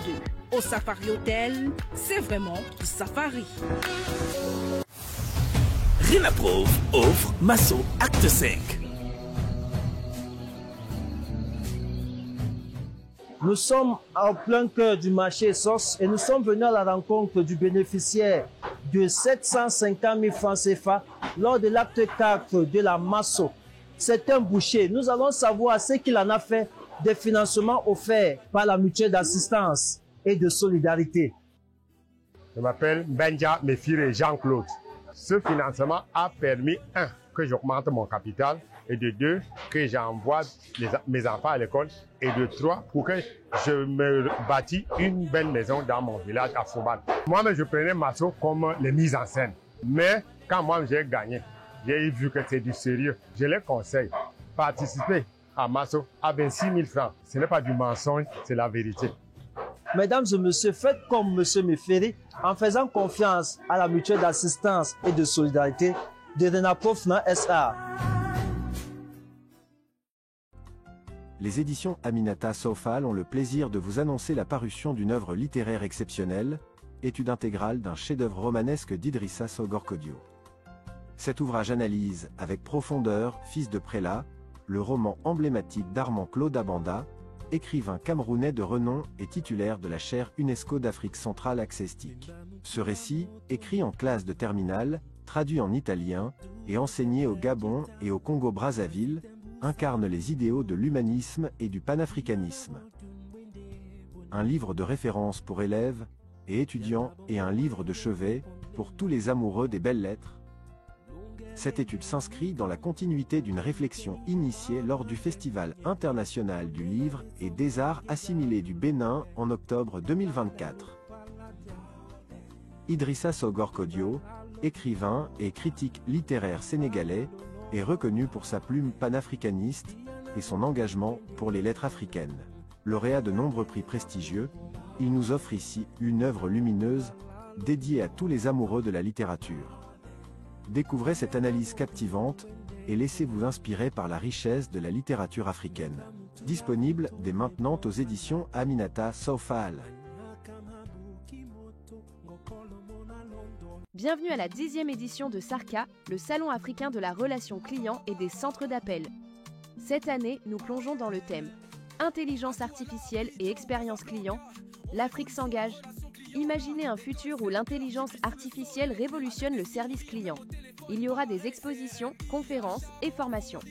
Rejoignez-nous pour célébrer cette évolution au SARCA du 23 au 25 avril 2025 à l'hôtel Aqua Palace Douala. Soyez acteurs du changement.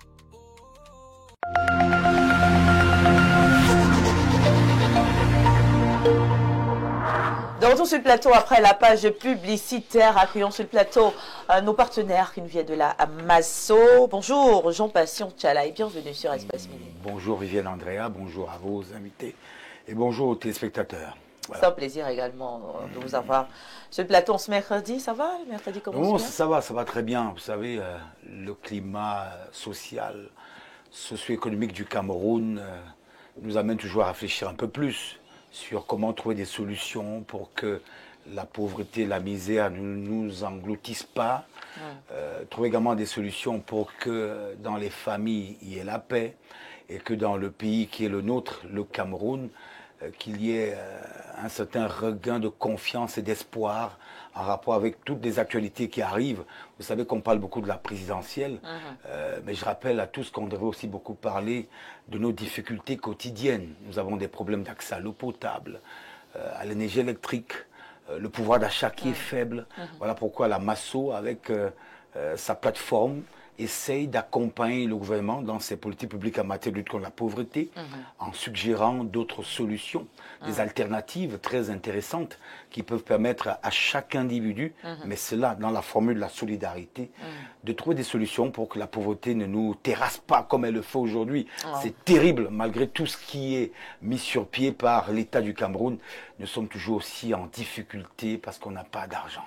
Et heureusement, vous avez donc pensé des solutions pour aider, comme vous venez de le dire, le gouvernement à travers l'acte 5 de la Masso de Renaprove Finance SA. À quoi renvoient les financements mis à la disposition des mutualistes pour le compte de cet acte 5-là? Alors, écoutez, c'est comme je viens de le dire. C'est-à-dire que, constatant qu'il est difficile pour les Camerounais d'avoir accès à des petits capitaux qui permettent de mettre sur pied je ne sais pas, un petit commerce, une très petite entreprise, ou alors dans l'agro-pastoral, un champ, un élevage de porc ou je ne sais pas quoi d'autre. Nous nous sommes dit, il faut donner les moyens aux Camerounais. Et ces moyens sont donc constitués par des financements qui seront disponibles au détour du grand tirage au sort de la tombola que nous organisons le 5 juillet prochain au stade Amadou Ahidjo de Yaoundé. Et ces financements vont de l'ordre de 100 000 francs CFA, 250 000 francs CFA, 500 000 francs CFA, 750 000 francs CFA, 1 million et 2 millions de francs CFA. Il suffira pour vous, pour obtenir cet argent, d'être mutualiste à jour de vos cotisations de l'ordre de 26 000 francs CFA. Et nous sommes à moins 64 jours de la fermeture des souscriptions. Vous pouvez cotiser 26 000 francs CFA en 2 mois, parce que le 29 juin, au plus tard à 18 h, on aura fermé avec les cotisations.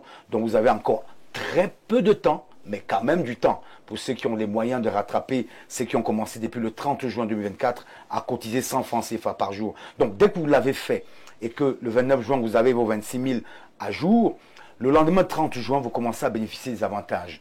Et l'avantage dont je voudrais parler ici, c'est justement l'obtention de ces financements lors du tirage au sort de la tombola le 5 juillet au stade Amadou Ahidjo de Yaoundé. Alors, cet argent est utile.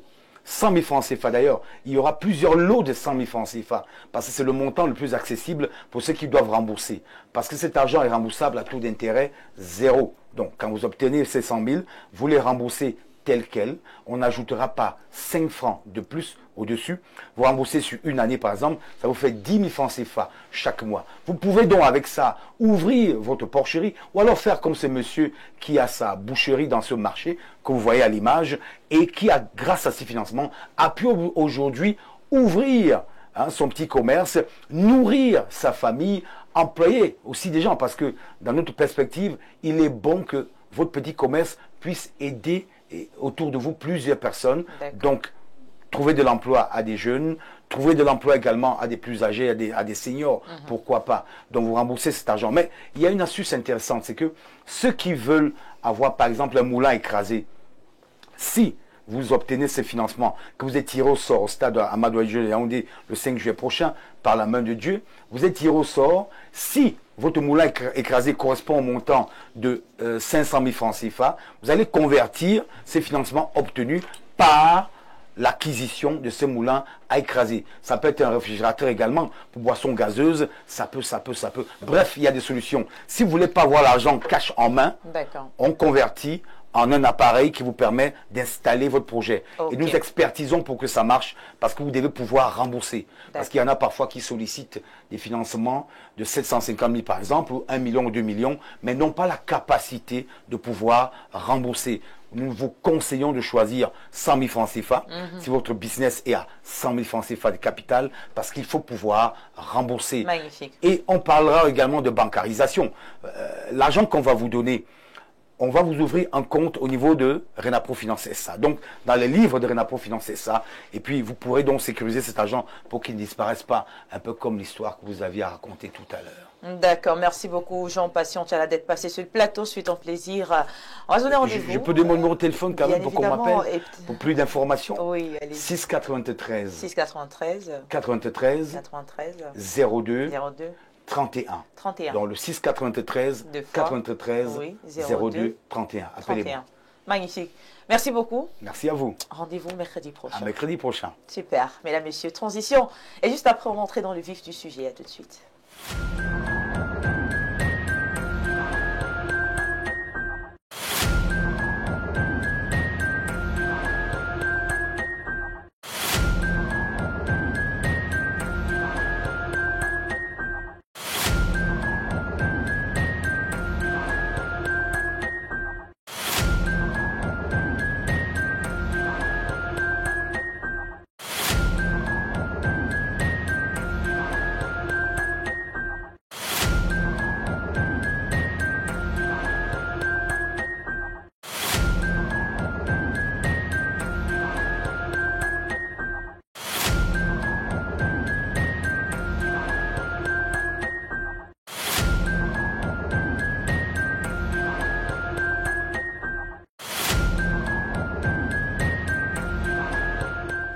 C'est l'instant de l'analyse sur le plateau de Espace Minier. Je rappelle que nous sommes également en direct de notre page officielle Info TV Cameroun via le réseau Facebook et également via YouTube. N'hésitez donc pas de nous suivre de ce côté-là. Et ce matin, nous posons une question que beaucoup se posent dans la diaspora. Faut-il vraiment rentrer? Quelles sont les conditions concrètes, n'est-ce pas, pour permettre un retour réussi et surtout durable? C'est une question essentielle parce qu'il faut le dire, derrière cette question se cachent très souvent des rêves, même des frustrations. Et ce matin, avec nos invités, nous allons essayer de comprendre d'abord pourquoi on a l'impression qu'il y a autant de blocages et surtout quelles sont les solutions pour changer la donne.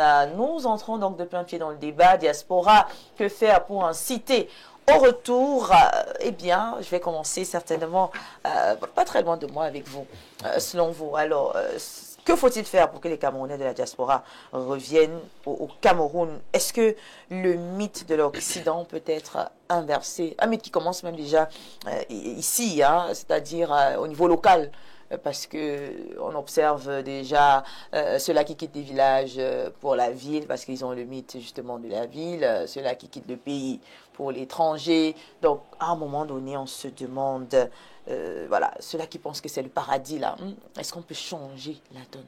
Que faut-il faire? Non, c'est très difficile de répondre de répondre à la question telle qu'elle est posée là. Que faire pour inciter au retour? Non. Vous aurez posé pendant que nous sommes dans un contexte où des gens sont en train de partir en masse, et vous n'arrivez même pas déjà à les retenir, à retenir ceux qui veulent partir. Vous pensez d'aller prendre les gens pour qu'ils reviennent? Non, non, c'est une équation extrêmement compliquée. Même si le développement urbain se porte bien. Non, on ne peut même pas. D'accord. On ne peut même pas.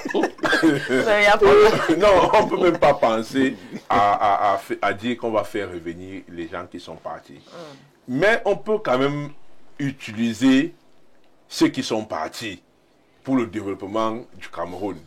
C'est-à-dire, oui, c'est-à-dire le transfert de compétences, le transfert de fonds et autres. Parce que tout pays a besoin de sa diaspora. Tout pays a besoin d'une diaspora. Donc, on ne doit même pas œuvrer pour faire revenir les gens qui sont partis. On doit plutôt utiliser ceux qui sont partis pour le développement du pays. Et il y a des projets importants au Cameroun qui peuvent intéresser ceux qui sont partis. Mais ceux qui sont partis parce que ce n'était pas bien ici. Parce qu'ils n'avaient pas d'horizon meilleur ici. C'est pour ça qu'ils sont partis. Et s'ils sont partis, et que les conditions qu'ils ont décriées quand ils partaient ne sont pas arrangées, ne sont pas résolues, on va les citer, hein, c'est-à-dire que vous ne pouvez pas lancer une affaire ici, parce que même le GICAM, qui est devenu le GICAM aujourd'hui, se plaint du milieu des affaires, qui est devenu extrêmement compliqué. La fiscalité, la pression fiscale, qui est extrêmement compliquée. La vie chère, Donc, vous voyez, il y a autant de phénomènes qui rendent l'environnement invivable. C'est pour ça que les gens partent. D'accord. Et quand vous êtes de l'autre côté, vous avez la capacité d'être dans des sociétés structurées, des sociétés organisées, avec une sécurité assurée, vous avez une couverture santé, vous avez, nous on tire encore le diable par la queue pour aller à l'hôpital de district ici, ou bien l'hôpital de... Vous voyez, ils ne peuvent pas revenir. Mais avec l'assainissement du milieu des affaires, avec... c'est-à-dire la volonté de l'État, l'amélioration des conditions de travail, les conditions de vie et de travail, de cadre de vie même d'ailleurs, hein, c'est cela qui va permettre à ceux qui sont déjà là de ne pas partir massivement et de travailler pour le pays. Il y a des projets structurants qui peuvent intéresser nos partenaires de la diaspora, mais il faut aussi que nous soyons sérieux et que nous changions de mentalité. L'escroquerie dont on vient de parler, la corruption et tout ce que nous avons dans nos administrations qui freinent les investisseurs à venir mettre leurs capitaux au Cameroun. D'accord, voilà, merci beaucoup. Avec vous, Francis, hein, c'est vrai que j'aurais aimé prendre part, malgré qu'il ait dit qu'il ne faut pas tenter de les ramener, il a quand même également évoqué que si on essayait de revoir les conditions de travail, les conditions de vie, peut-être là, on aurait de plus en plus des diasporiens, des Camerounais vivant à l'étranger qui reviendraient avec les connaissances, n'est-ce pas, acquises de l'autre côté pour davantage participer également à développer notre propre pays. Est-ce que vous êtes d'avis? Oui, je suis d'avis, mais seulement ce qui empêche. Il y a beaucoup de blocages. Oui, dites-nous, il y a beaucoup de blocages et il a parlé, au tout début de l'émission, il a parlé des systèmes. Parce que les jeunes qui sont allés en Europe, pour revenir, ils commettent une erreur. C'est-à-dire, ils comparent les deux systèmes. C'est-à-dire, le système dans lequel il a fréquenté en Europe, où tout semble être normal, où des gens ont travaillé pendant 500 ans pour en arriver là. Il veut, en voulant rentrer au Cameroun, trouver, si ce n'est pas le même niveau de vie, mais un niveau de vie plus ou moins équivalent. Et c'est ça qui pose le problème du retour. Voyez-vous, pour avoir mis quelque temps dans ces pays-là, j'ai essayé de causer avec certains. Tu vois, un médecin qui te dit, mais qu'est-ce que je viendrais faire au Cameroun, venir toucher 300 000 francs. Non, il n'y a pas 300 000 francs, c'est 200 000. 200 quelque chose. Il faut dire ce qu'on donne aux gens. Oui.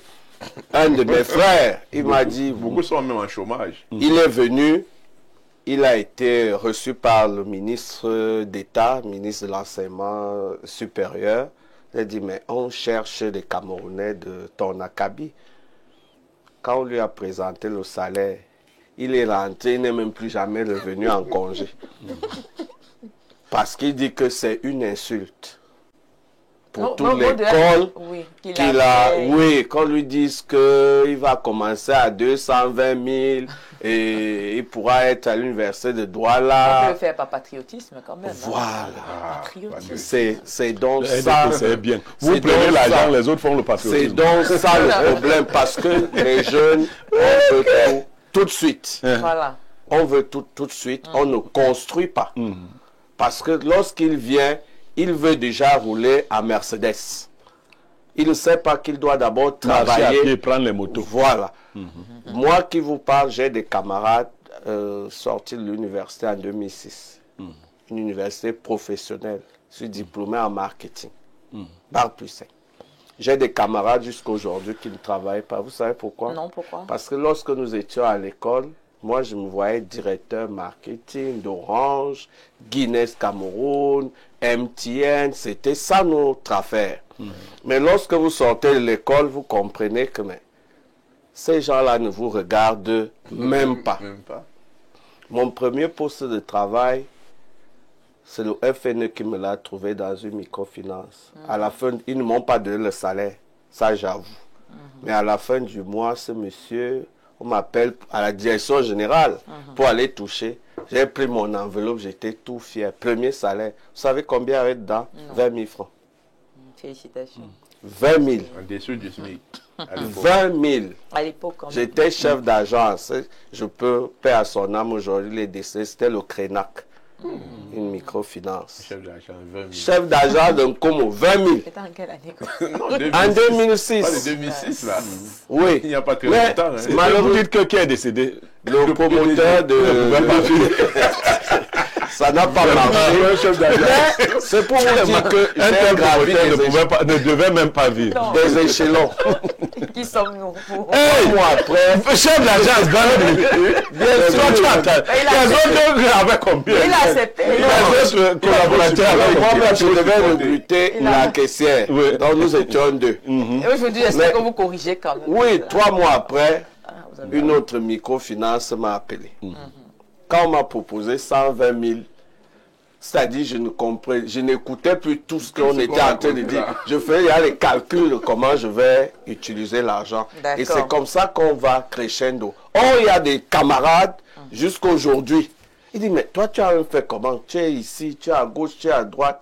Je dis, bon, va voir Blériot. Il va te prendre là, il va d'abord te donner 115 000. Il dit, Esso, toi aussi, avec toute l'école là. Mais il ne se rend pas compte qu'il est encore au quartier.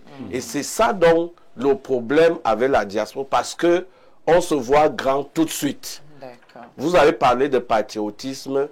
Pour certains, ils sont même allés, c'est l'État qui a financé leurs études. Ils ont été boursiers. L'État a dépensé pour leur formation. Mais au lieu de venir rendre à l'État ce que l'État leur a donné, il commence à comparer, il dit, mais voilà, il veut être directeur tout de suite. Et c'est ça qui bloque. Mais il y en a également qui viennent ici avec l'argent amassé de l'autre côté, ils viennent pour investir. Et parfois, l'argent finit là dans les bureaux, parce que vous connaissez le pays. J'avais dit, l'argent finit dans les bureaux au point où, au moment de commencer le projet, tout est Vous fini. avez déjà causé avec quelqu'un qui vit à Nero? Est-ce que vous voyez le ton qu'il emploie? Il a déjà un ton européen. Ça veut dire que il wattise, comme on a l'habitude de dire. Ça veut dire que quand il est en France, il se comporte textuellement comme un Français jusqu'à changer son timbre vocal. Quand il vient au Cameroun, il faut utiliser le timbre vocal du Cameroun pour s'en sortir. Si tu viens utiliser le timbre vocal de la France, il est évident que on va te frapper. Il faut arriver et dire, bien, comment ça se passe ici pour nous en sortir et le chemin sera balisé. D'accord, merci beaucoup M. Francis. Et son Bablero, la plupart semblent dire que tout n'est pas réuni pour penser à revenir ici au Cameroun. Mais quand même, est-ce qu'il faut s'attendre à ce que tout soit parfait? Tout ne peut pas être parfait. Viviane Andrea, si vous êtes marié, vous êtes un homme et votre femme quitte le domicile conjugal pour une raison précise. Par exemple, vous êtes un irresponsable. Quand vous allez la chercher à nouveau, vous lui présentez quand même des garanties de ce que les choses ont changé, qu'il y a eu une légère amélioration. Mais si elle entend dire que depuis qu'elle est partie, même ce qui se passe est pire, non, est-ce qu'elle va avoir envie de revenir? Monsieur Essomba dit que les Camerounais de l'Occident veulent vivre ici comme là-bas. Non, ce serait un rêve. Quel que soit votre côté onirique, vous ne pouvez pas imaginer revivre ici ce que vous viviez là-bas. Mais on demande quand même à ceux d'ici de faire un minimum. Je prends le dernier cas, ceux qui ont les moyens d'investir. Si l'espace d'investissement ne diminue pas en termes de corruption, si la corruption ne diminue pas, vous n'allez pas inciter les gens à revenir. Vous avez quand même des pays qui n'ont pas 500 ans. Hein, le Rwanda est là à côté. Ce n'est pas 500 ans. Les gens repartent dans leur pays avec beaucoup de joie. Il y a que notre corruption endémique empêche ceux qui ont les moyens d'investir de revenir. Mais il y a également le caractère très peu alléchant de nos salaires. Les Camerounais préfèrent que les gens soient dans la corruption. Parce que quand vous parlez des médecins qui ont 230 000, ils n'ont pas 230 000. C'est que finalement, chacun crée son réseau. Or, quelqu'un qui travaille dans un pays où tout est réglementé, tu n'as pas besoin d'aller faire des faux business dehors pour avoir de l'argent. Si on pouvait lutter efficacement contre la corruption, les gains qu'on ferait dans la vraie lutte contre la corruption permettraient de relever le niveau de vie, donc de relever les salaires des gens. Les fonctionnaires camerounais sont contents de gagner 46 000, 56 000, 70 000, parce que dans le même temps, ils volent des centaines de mille, des millions. On est donc content, surtout quand on est à Yaoundé, dans les ministères. On est content, on dit le salaire ne nous sert à rien. Mais les autres n'ont pas cette mentalité-là. Ils ne savent pas comment on a d'avoir... Parce qu'ils s'étonnent qu'un fonctionnaire porte des vestes de 300 000, alors qu'il gagne 70 000. Alors, l'exemple que vous preniez, il faut assainir... Les enseignants d'université, vous connaissez leur salaire, non? Quand on vous prend, vous êtes dans 300 quelque chose de 1000. Après toutes ces études, commencez ça. Alors, ils sont donc obligés de commencer à tripatouiller, ainsi de suite. Essayons de réduire. Dans aucun pays au monde, on ne peut dire qu'il n'y a pas de corruption. mais réduisons la corruption pour que ceux qui sont d'honnêtes citoyens, en gagnant des salaires acceptables, le Cameroun peut tripler les salaires des fonctionnaires. Je dis tripler, s'ils n'étaient pas dans la corruption endémique. Mais on donne des salaires qui incitent au vol. Nous parlions récemment là des ménagères. Quand vous êtes dans une grosse villa, un triplex, vous payez 30 000 à une femme qui doit prendre soin de ce triplex. C'est quand vous lui dites que non, trouve toi-même des moyens. Donc c'est comme ça que les Camerounais vivent. Et ce n'est pas la mentalité que les autres ont vue ailleurs. Ils ont vu qu'on les accueillait, que le système était clair, que tu étais payé à peu près à la juste mesure du travail que tu fournis. Nous devons donc créer. Mais non, il y a une équipe aussi qui ne peut pas revenir. Il y a des gens qui sont partis avec une mentalité. Uniquement chercher l'argent. Or, le rythme d'argent qu'il y a de l'autre côté, on ne peut pas l'avoir ici. Les réalités sont différentes. Oui, pour ceux-là, cette catégorie-là, il faut les laisser là-bas. Parce que eux, ils sont partis. Mais leur permettre d'investir aussi ici. Non, mais bien sûr. Ils veulent d'abord. Non, il y en a qui sont. Ils veulent. Non, en général, Viviane, pas tous, mais en général, ceux qui sont sortis veulent revenir. Regardez, même ceux qui gagnent bien leur vie, c'est seulement la peur de venir échouer ici. C'est-à-dire qu'en revenant. Le regard. Oui. Non, ils ne veulent pas revenir comme des gens qui ont échoué leur vie. Ils veulent revenir s'installer comme des gens qui ont réussi, qui montrent dans aux autres que regardez. L'État doit les accompagner. L'État doit protéger leurs investissements. On doit créer des passerelles qui leur permettent d'acquérir, par exemple, les terres de manière sécurisée. Parce que quand ils viennent ici, comme il disait, le Camerounais reconnaît vite son frère qui ne vit pas ici depuis longtemps.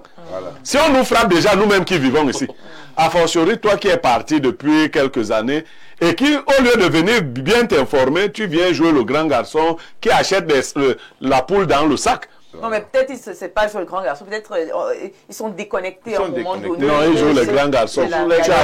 Moi, j'ai vu des gens qui ont acheté des terrains qu'ils n'ont pas encore vus. Hein.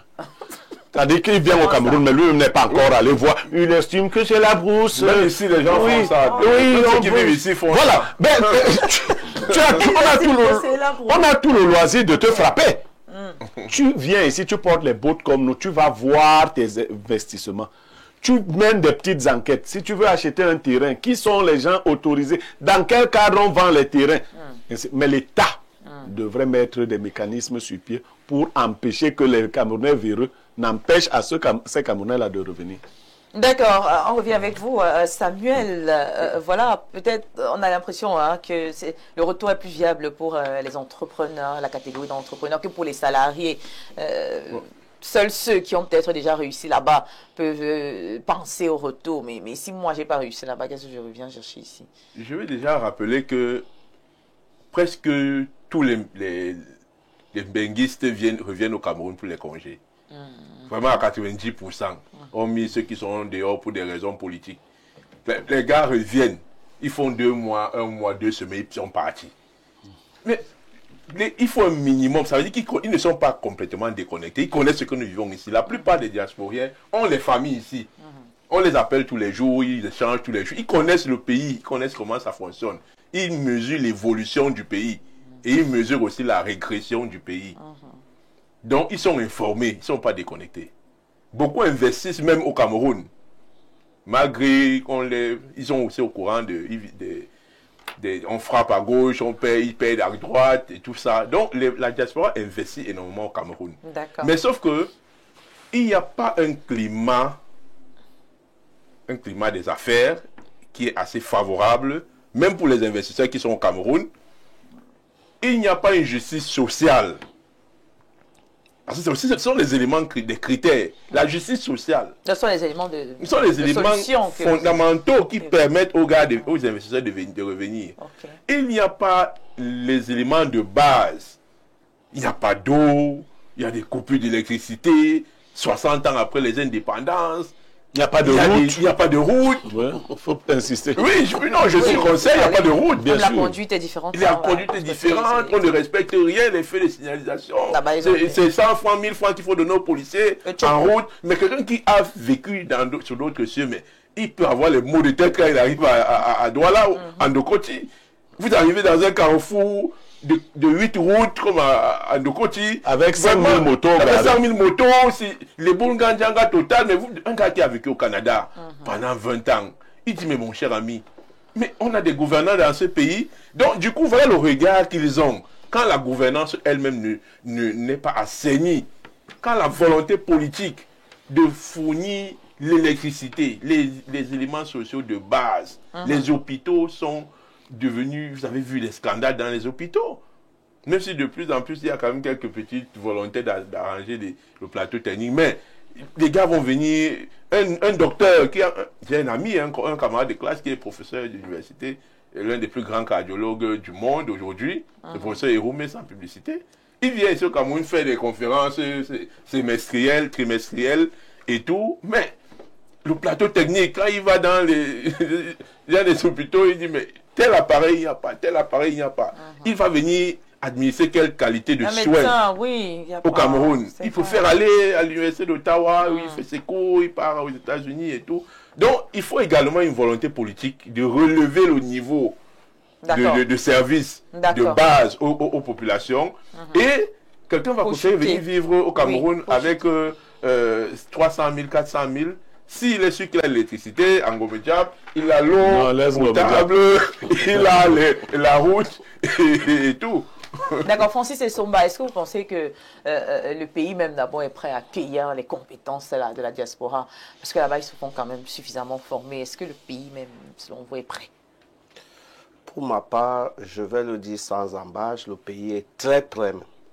Pourquoi? Très prêt à accueillir tous ses fils qui sont allés se faire former à l'extérieur.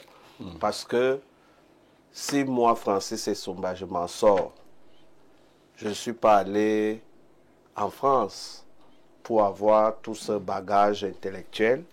Le peu que j'ai pu avoir à l'université de Ngaoundé au Cameroun me permet de nourrir ma famille.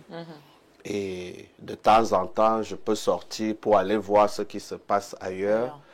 Je suis réconforté par ce qu'ils viennent de dire et je pense que c'est ça qui est la vérité, pour le dire trivialement. Parce que c'est la comparaison tout de suite. Et lorsqu'on va toujours comparer, je vous assure, personne ne va rentrer. Bon, pas forcément comparer. Parce que, le grand professeur qui est à Ottawa, pourquoi il voudrait venir trouver à l'hôpital général les appareils qui va payer? Justement, pour poser la bonne question. Qui va payer? Quel est le Camerounais moyen qui pourra se faire consulter? L'État doit nous assurer. Quand les évacuations sanitaires permettent de payer le triple du plateau technique que l'hôpital a besoin. Ne prenons pas des cas isolés. Cas isolés, comment vous évacuez tous les jours? Ce sont des cas isolés, oui. On évacue qui? On n'évacue pas. Vous évacuez d'abord ceux qui ont volé notre argent, c'est eux qui évacuent. Mais lorsque vous êtes malade, vous oubliez. Vous devez aller à l'hôpital et trouver votre frère qui est très bien formé. Oui. Et un matériel de pointe. Ils veulent que les choses changent. Nous sommes tous d'accord. Hein? Nous ne sommes pas tous d'accord. Moi, je suis d'accord. La mairie de Ngomdjaba aussi d'accord. Moi, je suis d'accord que les choses changent. Parce que tout n'est pas rose. Il y a des choses qui ne tournent pas rose. Qu'est-ce qui est même rose? Angomzap, c'est même pas rose. Oui. Et à Yaoundé, il y a d'autres. En Kondongo, il y a de mauvaises roses. Mais on ne change pas les choses étant à l'extérieur. Il faut venir, celui-là qui n'aime pas la corruption, qui est un bon médecin, qui ne viendra pas faire dans le tripatouillage, qu'il vienne, on le recrute à l'hôpital général. À force de le voir faire, les autres vont... Mais il sera combattu.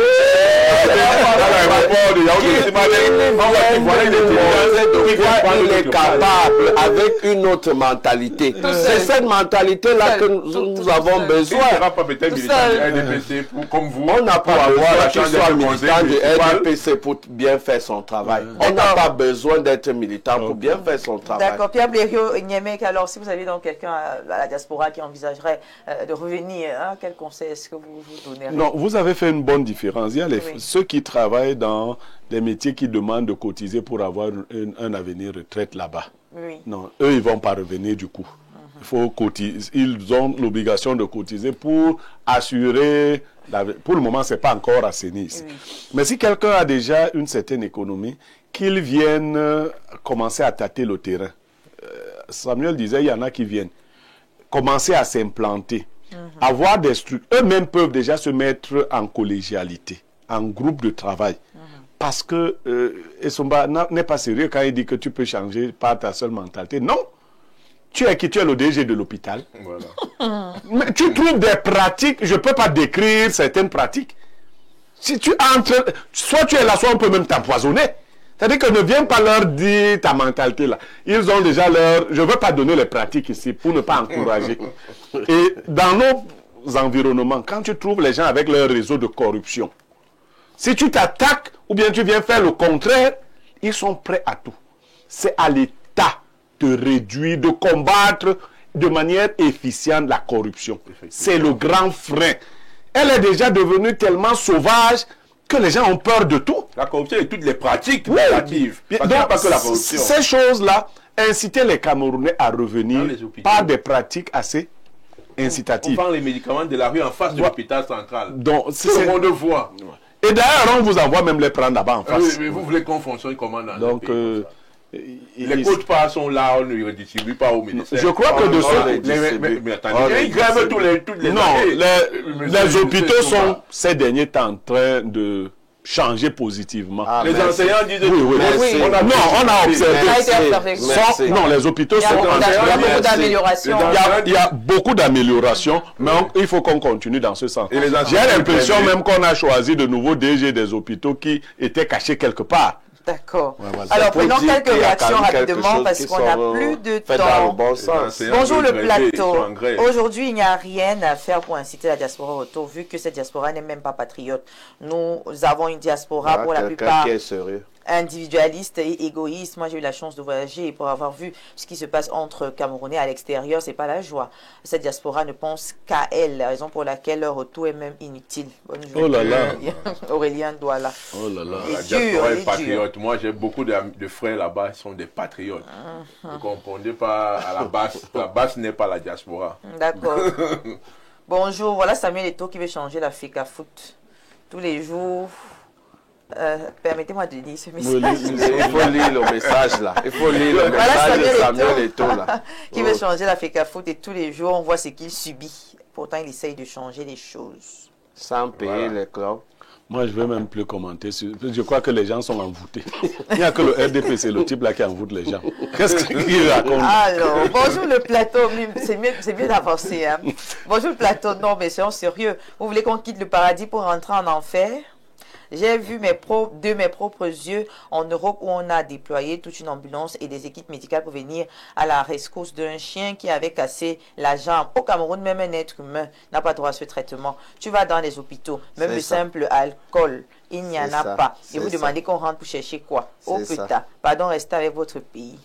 Quand vous me dites que les hôpitaux ont changé, je me demande si vous êtes... Non, ça a changé. Ça a changé. Quel hôpital a changé? L'hôpital central même a changé. Le CHU est en train de changer abondamment. L'hôpital général. On m'envoie faire les examens de plus de 300 000.